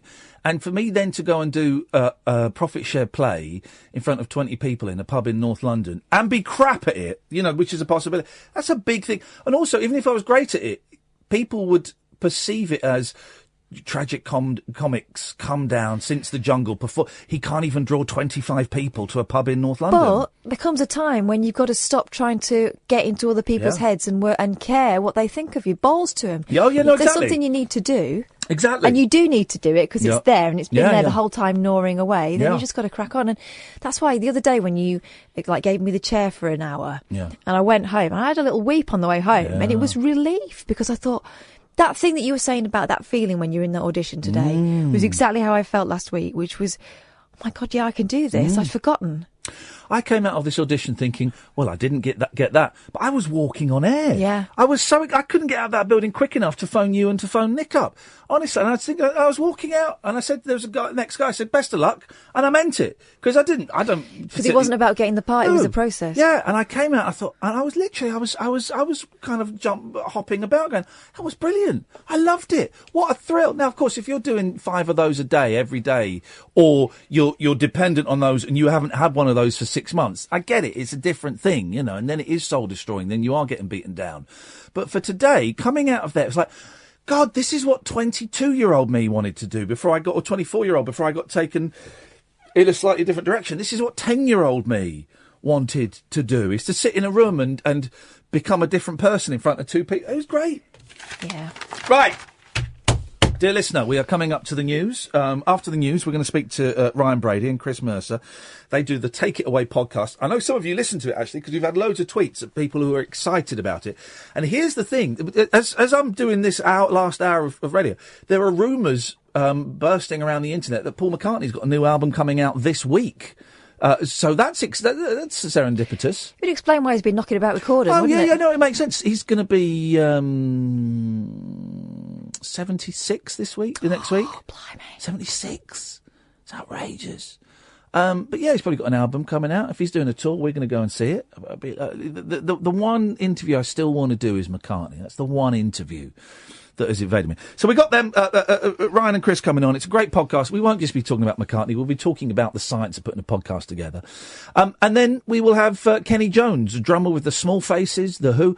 He also says, I think that's me, he also says that the Faces, this is a world exclusive, the Faces with Rod Stewart are getting back together. That's a world exclusive. This is the Late Night Alternative on Talk Radio. The Late Night Alternative with Iain Lee on Talk Radio. We have ways of making you talk.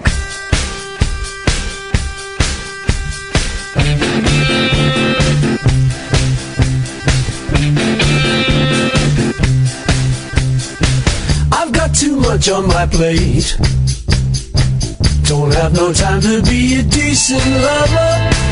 I hope it isn't too late. Searching for the time that has gone so fast. The time that I thought would last. My ever-present past. I've got too much on my mind. I think of everything to be discovered. I hope there's something to find. Searching through the time that has gone so fast. The time that I thought would last. My ever-present past. I think I did. I think I did. But the thing I did when I was a kid. I couldn't understand the words that they were saying, but still I hung around and took it all in. I wouldn't join in with the games that they were playing. It went by in a flash. It flew by in a flash.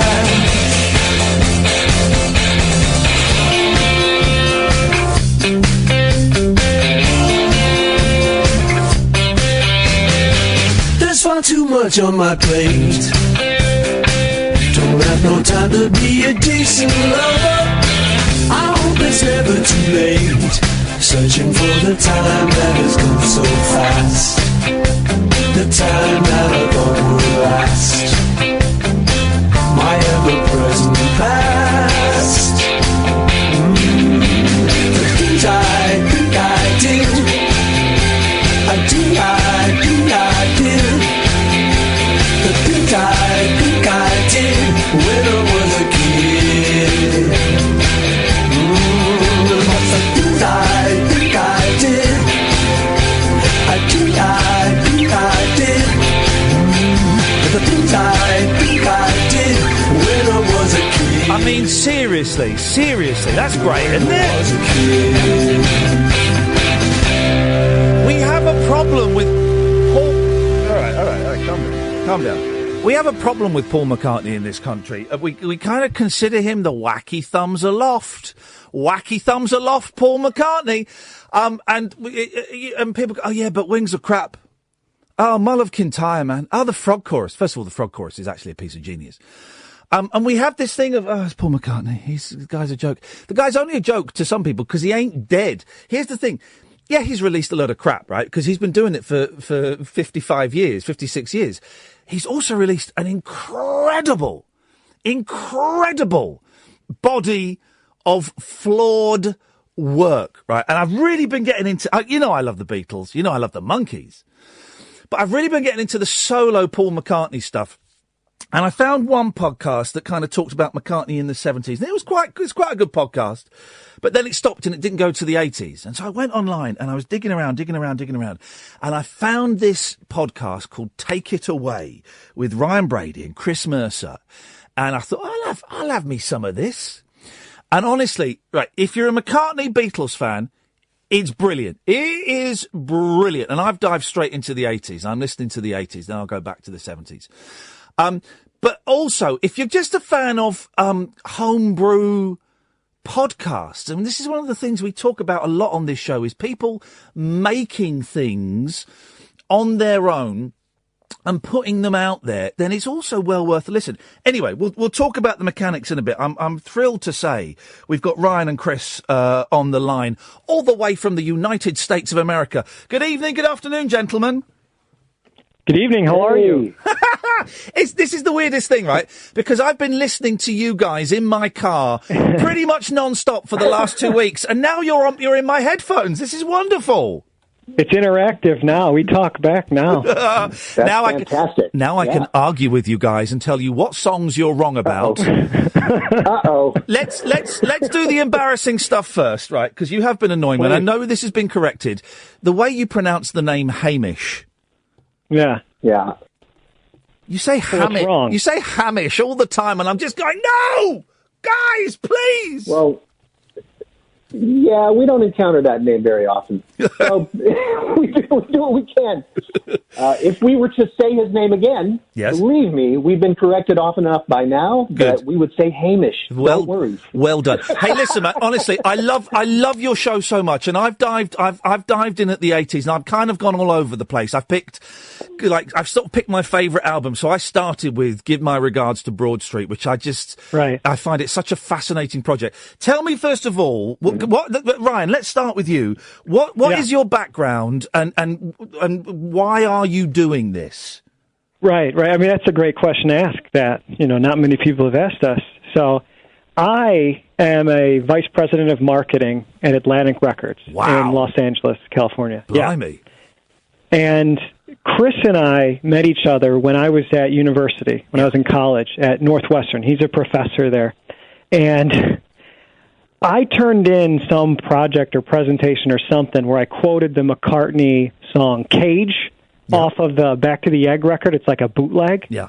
And of all things, I never thought anybody would catch me on this thing, right? Yeah. And Chris walks up to me at the end of class one day and he's like, "That piece, was that from the song Cage?" And I was like, "How do you know about that?" And Chris was like, "Wait, how do you know about that?" Wow. And so, we're just two music fans. We're in the business. Yeah, Chris will talk about himself, but we just love this guy, and we don't think he gets the credit he deserves. Well, I think part of the reason is because he didn't get shot.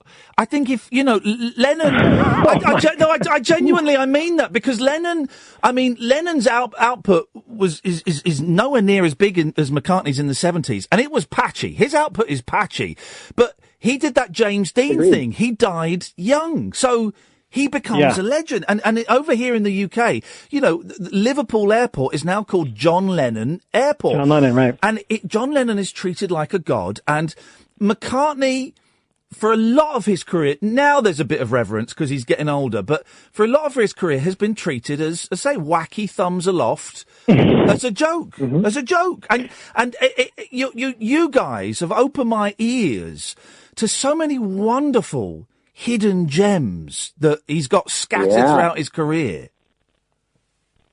But then Chris, what then goes from, how do you go from meeting a student who's plagiarised Paul McCartney to then, and got busted for it? Unreleased, man. Unreleased. But then how do you go, do you know what, we need to do a podcast about this?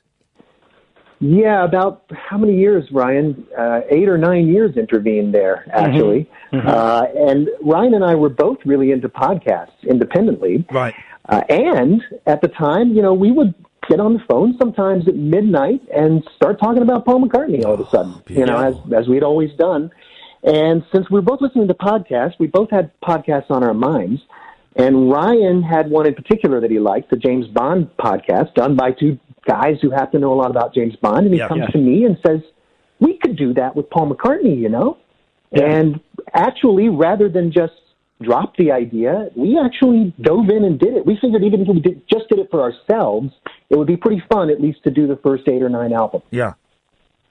And what I love just about to have that conversation. Yeah, and what I love about you two is that you very regularly disagree on what you consider to be a great track and That's right. you know, and that's what's so beautiful about it is it's eavesdropping on two people who know a lot about the subject but are also very passionate. And what was the last one I'm listening to is for goodness sakes, the last album of the 90s. What was that he did? Anyway, it's Flaming Pie. Flaming Pie, yeah. And I love Flaming Pie. I think it's a great record. And I think it's you, Chris, that's going, I'm not so keen on this one. And I'm going, what are you talking about? I've heard it about that. It's a great record. But I love it. I love the fact that you both disagree on it. Well, yeah, when we finished that one, I was afraid to put it out, frankly. I was like, I don't know, man. But that's one of our best performing episodes so far. People love the discord, the disagreement. Yeah, yeah.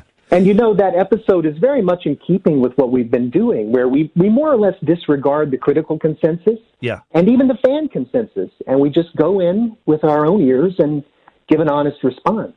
Where do you get all the stuff from? Because you don't just do the albums. You do everything. You do all the demos, all of the maybe there was a live track that snuck out. You do everything from that kind of period of that album. Chris, where do you get all of this stuff from? Are you dealing with bootlegs? What is it? Well, we might want to not get into too much detail. But, I mean, look, a lot of it is MPL's listening, man. They're listening in. Listen, Ryan and I started buying these records back in 1983 as a kid. Yeah. Ryan has been collecting this stuff since he was a kid. Yeah. And so between our own, downloading adventures and record collections and CD collections, hunting down discographies, we kind of figured it out and been able to slowly piece it all in. Yeah. Of course, we go into overdrive when an album is coming up. Yeah. A lot of it's commercially available, and then there's a couple of online resources where we dig into. There's a book by Luca Perassi, the McCartney recording sessions, that we reference as almost like a Bible. Yeah. Yeah. And Andrew Grant Jackson wrote a book called Still the Greatest, and he actually came on our show. It was crazy. There's an episode where, I don't know if you got to this one yet, where we do all the songs Paul gave away. Oh, that's the one I'm listening to. That's the one I'm listening to on the way to work tonight. That's a great episode, yeah.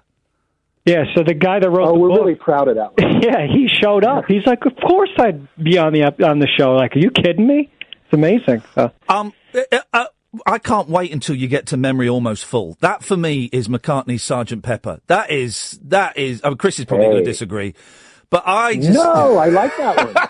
I shouldn't give away too many spoilers, but I'm with you on that. Yeah, let's just do the podcast right now. Let's do it. Let's just do it now. Oh yeah, but this isn't going out on the radio. This is just. I'm just an Uber fan that's faked a whole radio show just so I can talk to you guys.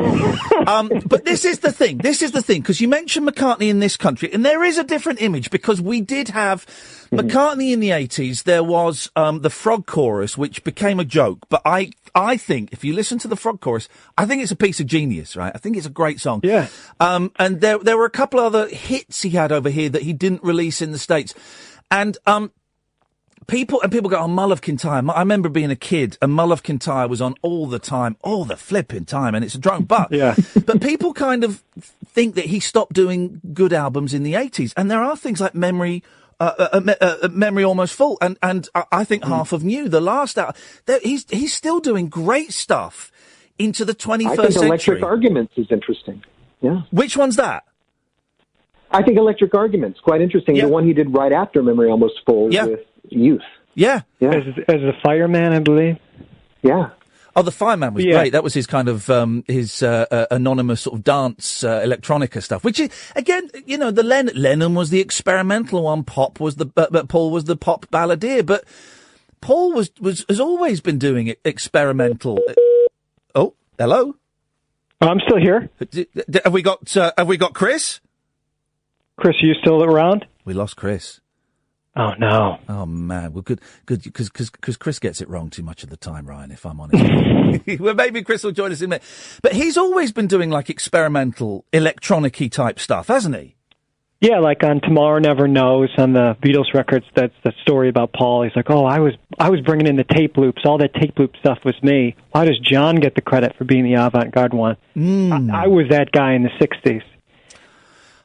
It's funny that you're coming on tonight, because I've had loads of people tweeting me saying, McCartney's going to announce a new album this week. Have you heard anything about that? Yeah, so from the chatter I understand, there's something Friday. Whether it's the record or the single or a teaser, that's what I hear. That's not an official word, but we get emails all the time from people that are like, here's this news, here's that news. I mean, half of the time it's wrong, but of course, I think something's Friday. See, that's very exciting. I mean, he's 76 now, and I know he's just filmed some stuff with James Corden where he's gone back to Liverpool and did a gig in a pub, and I'm hoping he announces another tour, because I've seen him you've seen him, haven't you, Ryan? You've seen him a few times. Yeah, I saw him in Chicago twice, and I saw him in New York once, and he's just unbelievable. I don't know how he goes 3, almost 4 hours at his age, and he doesn't take a sip of water the whole time he's up there. It's like his famous story. Like, well, Elvis didn't take a drink of water. Yeah. Why don't I? I don't have to either. Yeah, look what happened to Elvis, though. You don't want to go out that way. You don't. Exactly. Elvis is dead, man. Maybe have a glass or two of water. And you came up with a great phrase. I don't know if it's your own phrase, but it's the first time I'd heard it. Old man McCartney, where he's just after Flowers in the Dirt, where a couple of the tracks on the album he starts doing that old man voice, and I think that's such a great description of how his voice became. And people go, McCartney can't sing anymore, and he's an embarrassment. Well, right. First of all, he's 76. And, he struggles with the falsetto a bit, but when I saw him a couple of years ago, it was still a great voice. Yeah, live, he can still do it. I think that has to do with some of these stories about his records. He's like, we just went in and we did it as fast as possible, a couple takes. But when you're on the road, you're practicing, you're singing every night, your voice is strong. So, you see, I think he can still sing. There's just a difference in tone. Of course, your voice is going to change as you get older. There's nothing wrong with that. Can I ask technically, because we got lots of people listening, Ryan, who kind of like have been inspired because of this radio show to go off and do their own podcasts, and lots of people who'd like to, but they are daunted by the prospect, right? How do you guys do it? Because you're not even you don't even sit in the same room a lot of the time. No.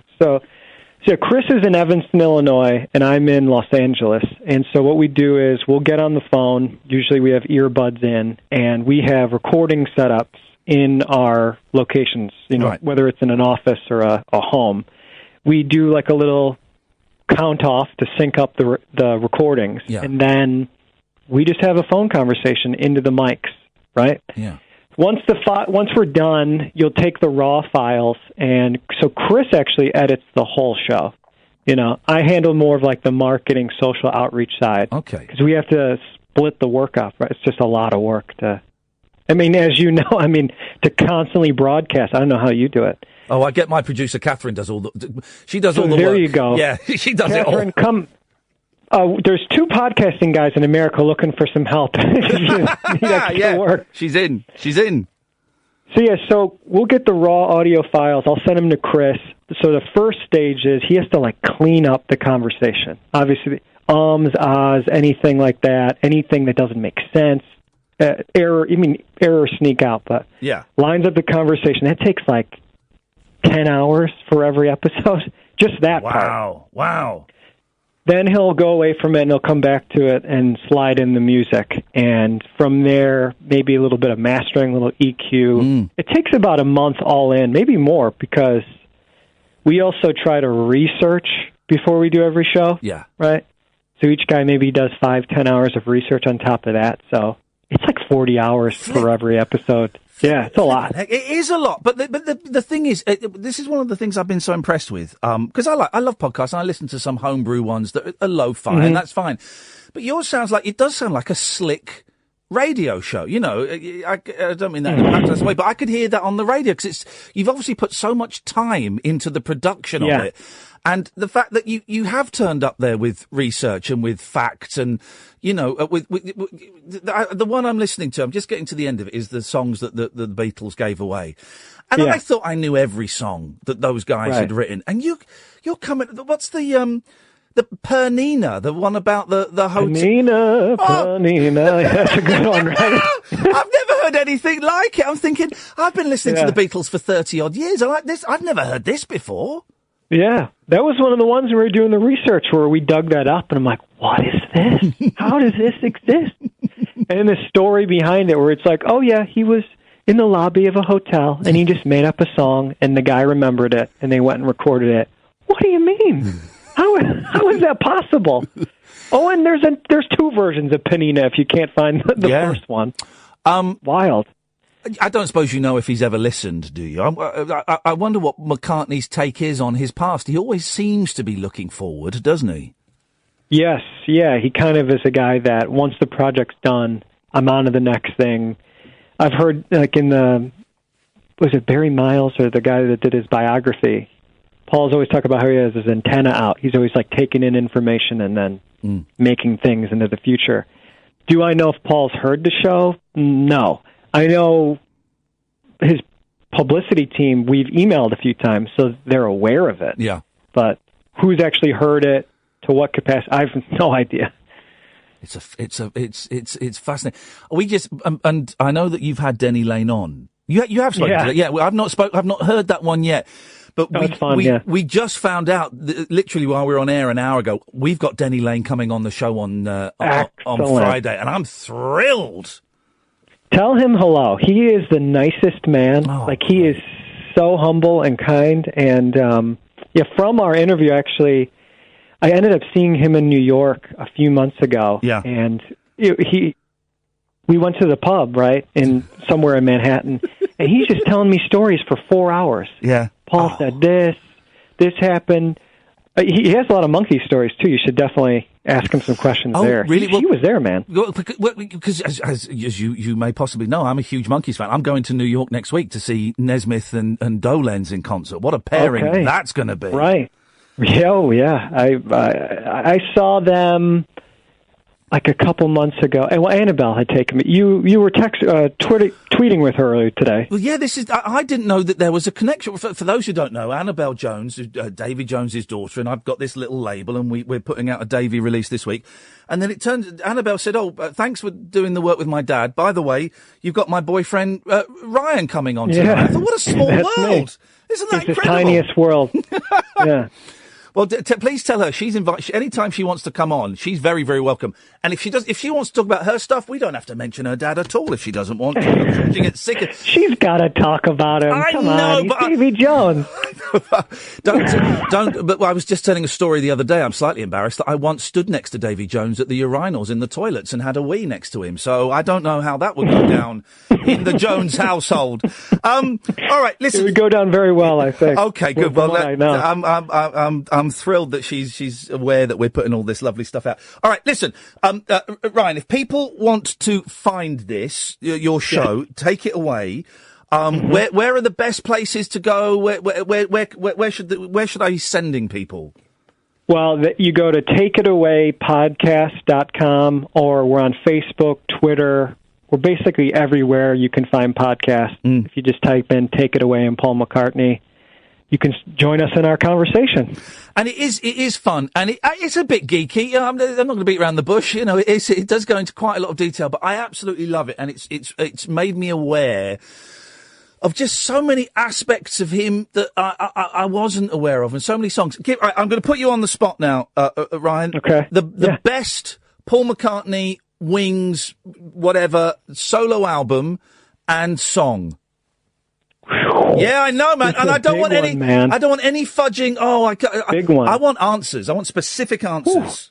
Ooh. I'm gonna be held accountable for this one. Yep. My favorite McCartney record, hands down, is Ram. Yep. I can listen to that any day, any time. I think the B-sides, the A-sides, the extra tracks, the stuff he left off, the fact that a lot of that material he wrote while the Beatles were in that lawsuit is wild. Yeah.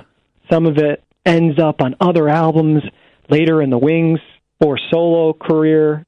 sections. That's my favorite record. And I want your favourite song, man. It's Take It Away, man. Yeah, I love that. I wouldn't have named the podcast if it wasn't that, probably. Hey, listen, brother, it's so nice to talk to you. Honestly, I keep on doing the stuff, and anytime you want to come on and plug anything, you and Chris, even though he's a part-timer, you have an open invitation anytime you want to come back, man. Ian, it's been an honour and a pleasure. Thank you so much for having me. Ryan, thank you very much. Ryan Brady, Chris Mercer. I'll do all the tweets in a second, guys, so you know where to go and find stuff. But the podcast is Take It Away. If you like McCartney, if you like the Beatles, it really is. It's just a joy. It's just a joy to listen to, and it's kept me so entertained and so happy over the past sort of 10 days or so since I discovered it. I'm going to be distraught when I get through it because I'm steaming through it. This is the Late Night Alternative on Talk Radio. After hours amusement for anarchists, air hostesses and jet-lagged Antipodeans. G'day, coppers. Can I crash on your floor? The Late Night Alternative with Iain Lee on Talk Radio. What a nice guy. Very, very delightful. sweet man. Yeah, really. What happened to his mate, though? Buggered off, he got bored. He thought, I'm not sticking around for this. I'm off. Hello, this is rubbish. Can't win them all. This guy hasn't got a radio show. A load of old rubbish. I've just tweeted the links if you want to go and have a little look. I even bunged him a few quid because I was enjoying it so much. We have this culture now, don't we, where everything is free. Mm-hmm. Movies are free because you can watch them online. Hooky. Albums are free because you listen to them on YouTube. It's not even Napster or file sharing that's stealing them. Listen to all albums are on YouTube. Everything is free. Podcasts are free. Radio is free. Everything is free. And I was listening to their podcast, and they said, by the way, they don't say how much work they put into it. They didn't tell me it's that much. They said, by the way, we put a lot of work into this, and it costs us a few quid, and we're happy to do it. But if you can spare us a few dollars just to help us out, make sure we keep doing this, that'd be great. And that was it. That was the extent of their begging, And I've heard people who do far less work do much more begging than that, And I thought, well, do you know what? I've listened, at this point, I'd probably had about 10 hours of output from them. I thought, that's worth $50. That's why I can afford 50. I'll slip them a few quid. Because I guess as kind of as a sign of gratitude to say thanks for all the work, and I'm really enjoying it. If it's something I wasn't that bothered about, maybe I wouldn't. But I was really enjoying it.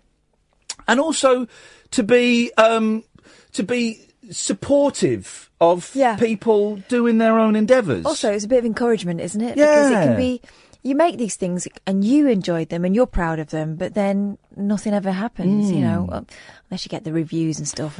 Well, yeah, and we know what it's like to make our own. I mean, I can't help but... right, me and Kath did this TV show, in inverted commas TV show, a couple of weeks ago. And I can't help but be immensely disappointed that only about 1,800 people, it's about 2,500 people have watched it. Because, and I should be like, oh, that's actually, it is fantastic. It's a lot of people. But there's part of me thinking, that was like, you saw me fretting for 6 months, buying bits of equipment, trying stuff during this show to get it all to work. But you did play it down and say it probably wouldn't work, and so... Oh yeah, but it did work, and it's up. I know. And I've tweeted and I've talked about it on here, and I've sent people towards it, and it's just not had that many viewers. And so everything is about numbers these days, isn't it? Everything is about numbers. So, Sam, sorry, with this out time, will I then have a minute on the other side? Thank you. Because we're going to play the Kenny Jones interview in a bit. And I can't help but be a little bit disappointed. But then maybe what I was trying to say to the other caller who didn't particularly want to listen, I have to change what my perception of success is for that project. Yeah, because with that project, I was thinking the fact that we even made something was a bonus. Yeah, because we both didn't think it was going to work. I was quite expecting that we would just be doing a show for the 100 people sat in the room, which again, that's fine. When I was at college, we've got 2 minutes now. There was a module that I laughed at. I think I did Noel Coward instead, but there was one physical theatre which everyone done by this mad German, and everyone kind of broke their backs and things. But there was one, and it was called Living Room Theatre. It was a module, right? And it was about doing plays in living rooms for an audience of 3 or 4 people. And I thought, what a load of old rubbish. But actually, it's like that Stephen Page thing. Yeah. Stephen Page from Bare Naked Ladies, who goes and does gigs in fans' houses. Yeah, you back know, gardens and stuff. Back gardens. And they invite people and, you know, they pay him a few quid. They can sell tickets and he gets a cut of the tickets. And, you know, you get 40, 50, 100 people turning up for a thing. So, I don't know. P.S. I love you. No. The new episode of the Rabbit Hole is out 2:00. Hey, which one is it? Brighton? Last Brighton one, yeah. Last Brighton one. Okay, it's up. If you want to go to Acast, type in Iain Lee Rabbit Hole. If you go to iTunes, type in Iain Lee, Catherine Boyle Rabbit Hole. Any combination of those, and it will come up. This is the late night alternative on Talk Radio. Dead of night discourse for disco queens. I'm related to Jedward and Dolly Parton. Dairy farmers and distant fathers. Yeah, whatever.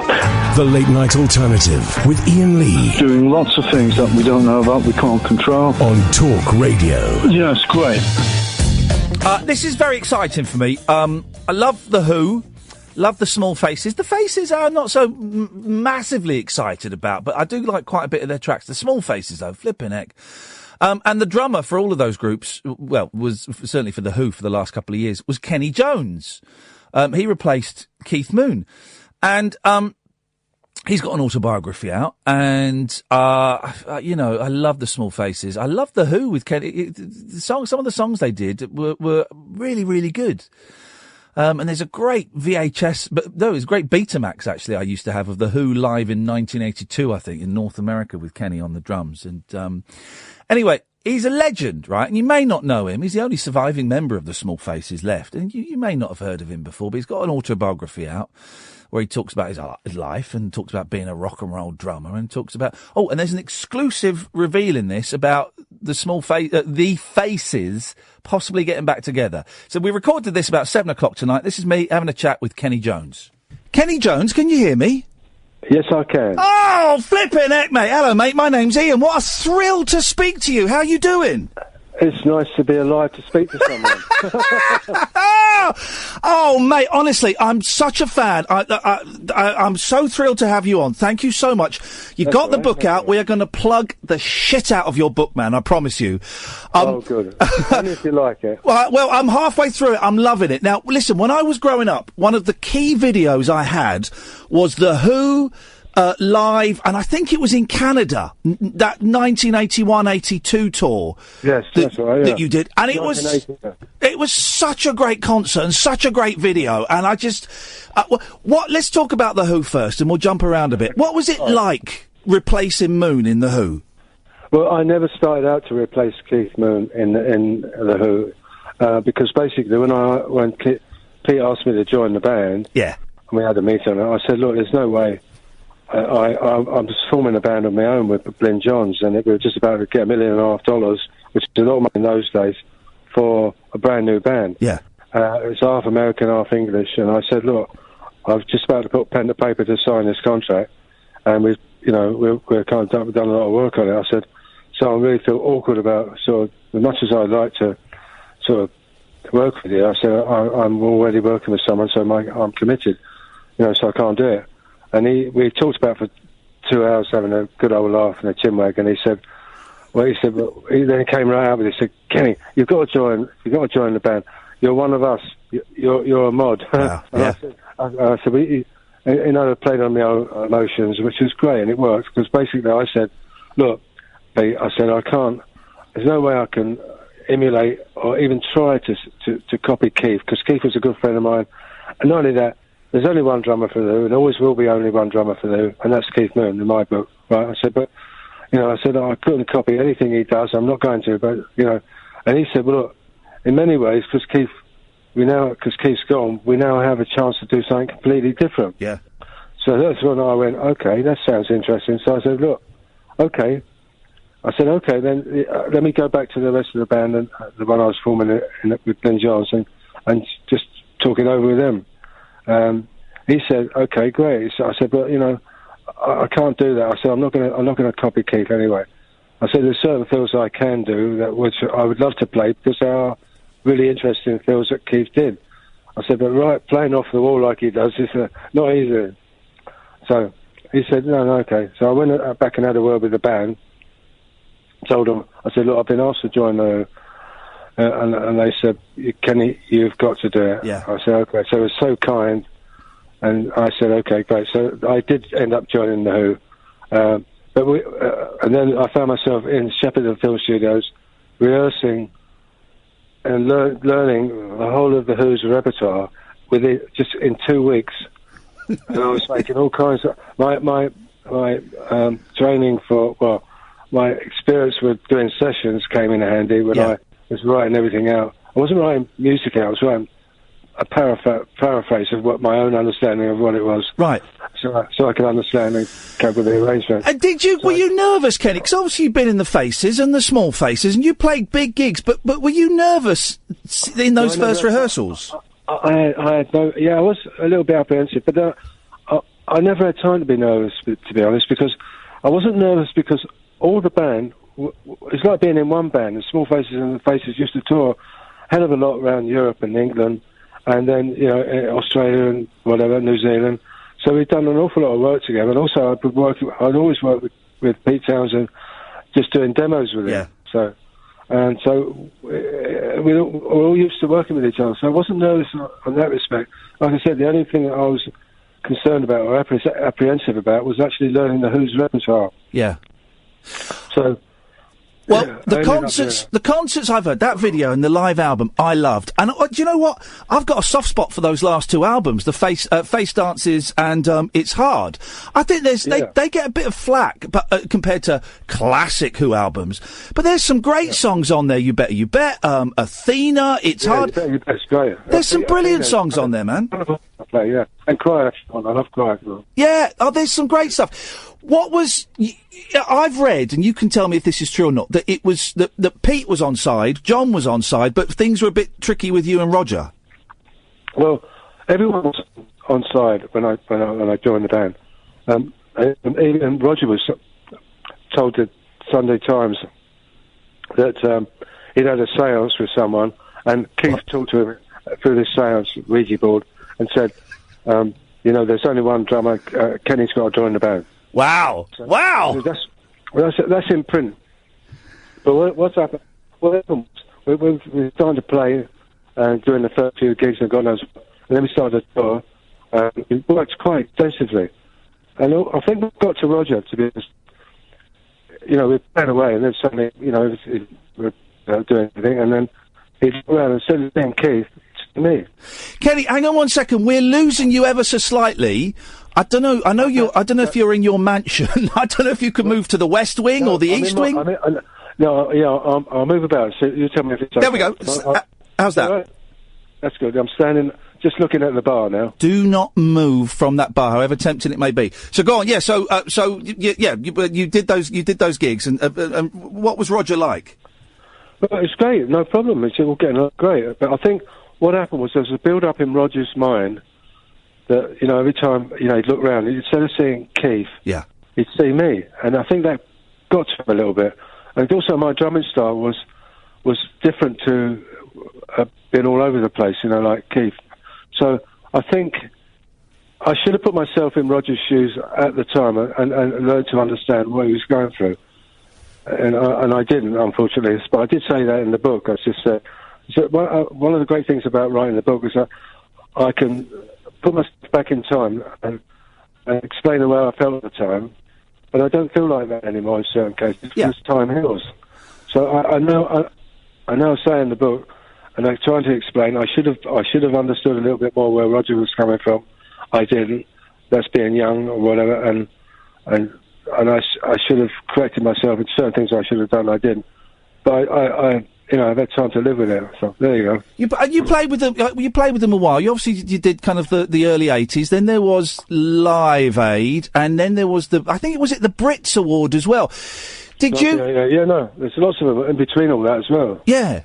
Did you feel bad that you didn't get asked when the first tour that they didn't use you? Did you get a phone call saying, "Look, Kenny, we're going with someone else," or did you just kind of see it advertised? No, I knew it. So I knew that it was.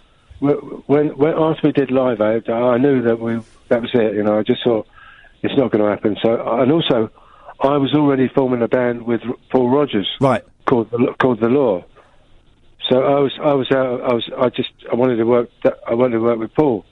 So no problem, because I just thought, well, okay, you know, I'm glad to have helped out the Who in some way, and that was that.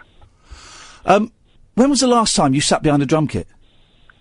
Oh, last time to be honest, I haven't been behind the drum kit for about a month now. It's only because I've been moving, and God knows I've been really busy. Yeah. But I love playing drums. That's all I do, and I play drums all day long until someone takes me off them. I was going to say, do you still do it for fun? You still get great pleasure of sitting there and bashing away? Well, I've got my own band, so I've got no choice. It's a wonderful band. It's the best band I've ever been. Go on, who's in the band? What's the band? Well, it started out with Rick Wills on bass from Foreigner, right, and then Robert Hart, who's in Bad Company for a bit, and then Dave Bucket Caldwell was also in Bad Company, and it went on like that for quite a few years. We had a hit record in about 10 years ago. We formed, probably a bit longer, but we had a hit record in America called Angel about 7 or 8 years ago. Yeah. Wow. Which is fantastic. So we went to number one. Who'd have thought in the 60s, when everyone's saying this music is plastic, it's never going to last, who'd have thought in the 21st century you'll still be having hits? Well, you know what? It's funny, because there was a guy called Ron King, right, in 1965, when we just signed to Don Arden, and we had a meeting, because he was a promoter, and he lived in Ilford. Yeah. Right. And after the meeting, he gave me a lift back to, because I couldn't drive then, I was too young to drive, and he had to go right through the East End to get to his place in Ilford, and he dropped me off in Commercial Road where I used to live, and he said, on the way, he said, look, you've only got 3 months in this career, Kenny. He said, what you want to do? He said, you want to end up, end up having a nice car like this, and be like me. And I said, okay. So I shut the door. When he drove off, I went, the last thing I want to do is end up having a car like this and being like you. I just walked off. But here we are, 55 years later. Nuts. Do you, I always felt sorry for drummers. I played a little bit in bands. I was a bass, right, because I'm not very good, but I could get away with it. But I always felt sorry for drummers, because there's so much to carry. With a guitar, you just slip it on your back. But when you're young and you're starting out, you've got, all the toms, the snare, you've got everything. How did you do it in the early days? Well, I used to put it on a bus. No, you didn't! I did, yeah, to go and see Ronnie Lane, when Ronnie Lane and I met. And I lived in Stepney, and he lived in just the other side of Stratford. Yeah.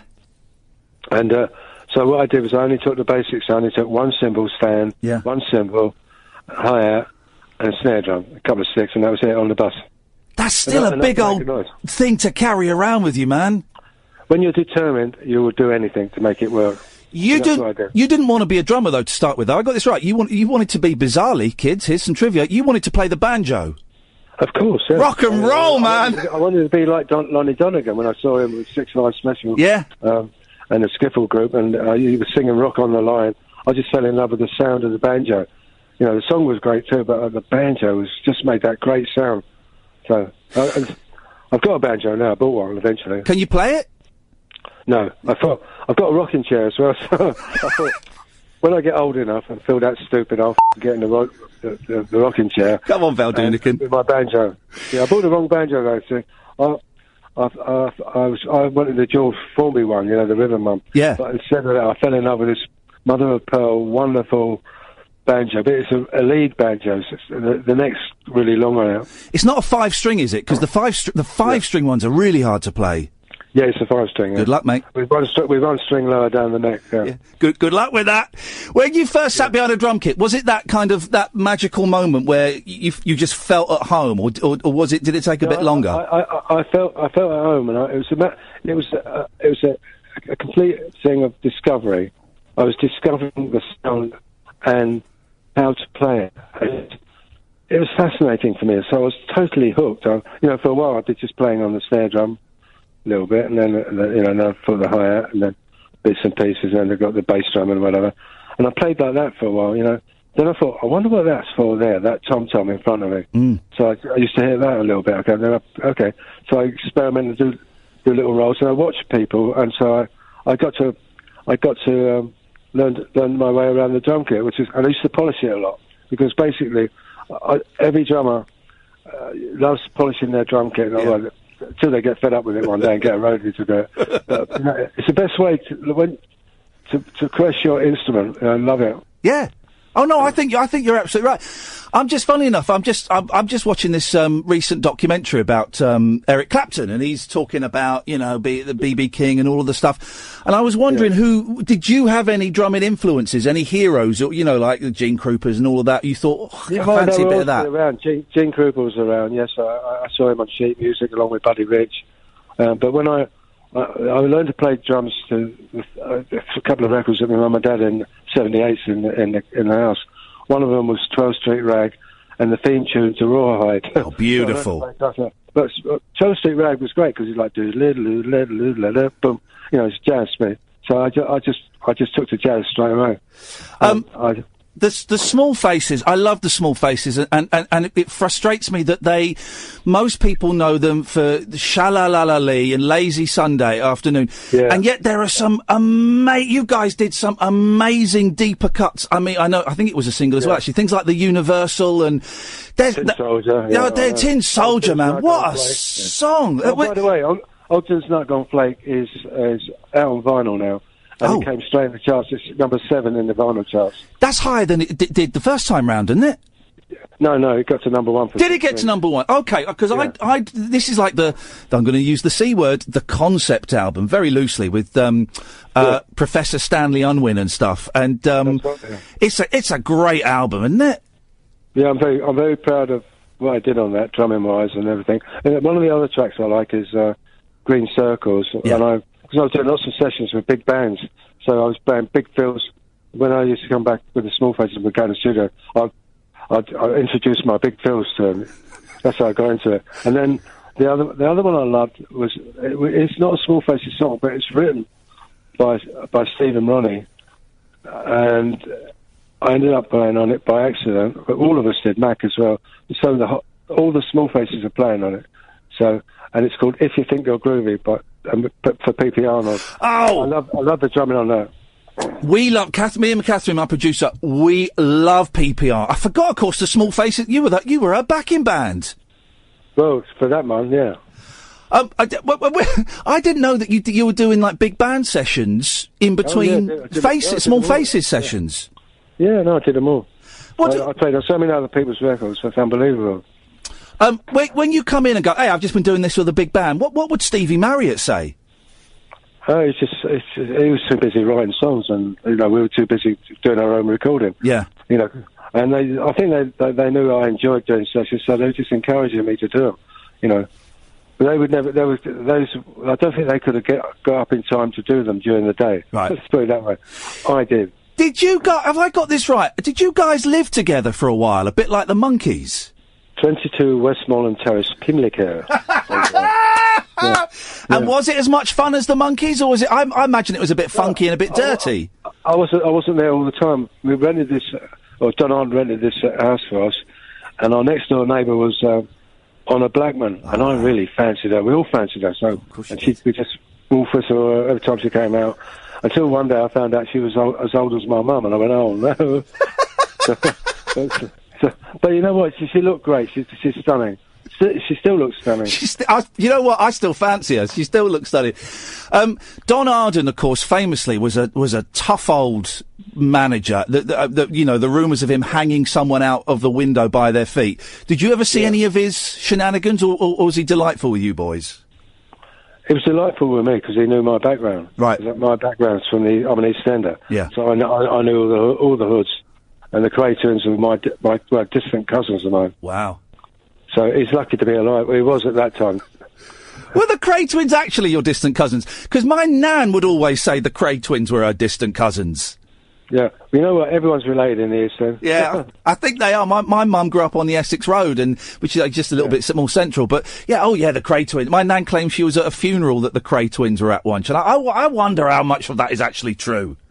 Yes, well, I think if people talk about it, there's got to be an element of truth about it. Yeah. You know, otherwise there's no point in... You can't make that stuff up. The book, and I say I'm a bit of the way through it. It's a cracking read. Let the Good Times Roll. My Life in Small Faces, Faces and the Who. Do you pinch yourself sometimes, Kenny? Because you were in 3... you know, people are lucky if they're in one band that hits quite big. But you were in 3 of the biggest, let's say, rock and roll bands of ever. You know, do you ever look back and go, flipping heck, that was me? Oh, no, I think all these things, I don't think of it as anything special, to be honest, because basically, I didn't at the time. I suppose it is really in other people's minds, but it's a natural progression of what I was doing and where I was going in music. One band sort of finished, the Faces started, but purely naturally. Then Keith died, and I was doing nothing at the time, just sessions and stuff like that. And then here we go. And then I ended up being in the Who. So it's kind of weird. I must have been doing something right drumming wise. I don't know. And by the way, I love the way that proper members of the Who call it the Who. That's right. That validates it totally.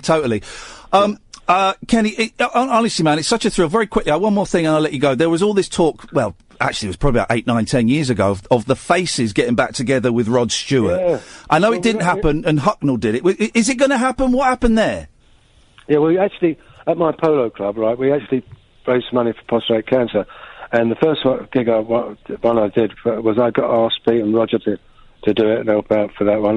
So we reformed the 3 of us together. Oh, brilliant! For that one, we did that one, and then the next year I did the same thing with the Faces. So me, Rod, and Woody, we had a great time rehearsing and stuff. It's so funny. But we always get together 3 or 4 times a year anyway. Yeah. Each other's house and have a good old life and go to a meal at a restaurant, causing havoc wherever we go. Good for you, man. Yeah. So and we have been talking about doing things like Las Vegas, so it's not too much of a hassle and that sort of thing. And so, because I said to Rod, I said, I'm not going to do Las Vegas. I said, that's horrible, playing while people are eating. He said, no, it's not the same, Kenny. It's more like a gig, it's like, it's an audience, it's more intimate. I said, okay, great, sounds good. So we decided to do that. But every time we try and do something, Ronnie or the Stones go on tour. So we've got to wait till each one of us are free and available. Yeah. So mainly Woody, because I think the Stones, Jagger keeps stopping the Faces getting back together. Is he doing it because he's jealous? No, I'm only kidding. Hey, Kenny, honestly, man, I saw you years and years ago. I saw you in a rehearsal room called, what was it called? It was in London. Anyway, I saw you at a rehearsal room when I was rehearsing in the band, and we all got really excited. Go, flippin' it's Kenny Jones. So to talk to you, man, it's such a thrill. The book is Let the Good Times Roll. My Life in Small Faces, Faces and the Who. Kenny Jones. It's been such a thrill, man. I wish you continue years of success. Thank you very much. But there's more in the book. It's actually an autobiography from the start. And then it's a story of my life in the bands and all that. It's also what I'm like as a person, how I grew up as a kid. Beautiful.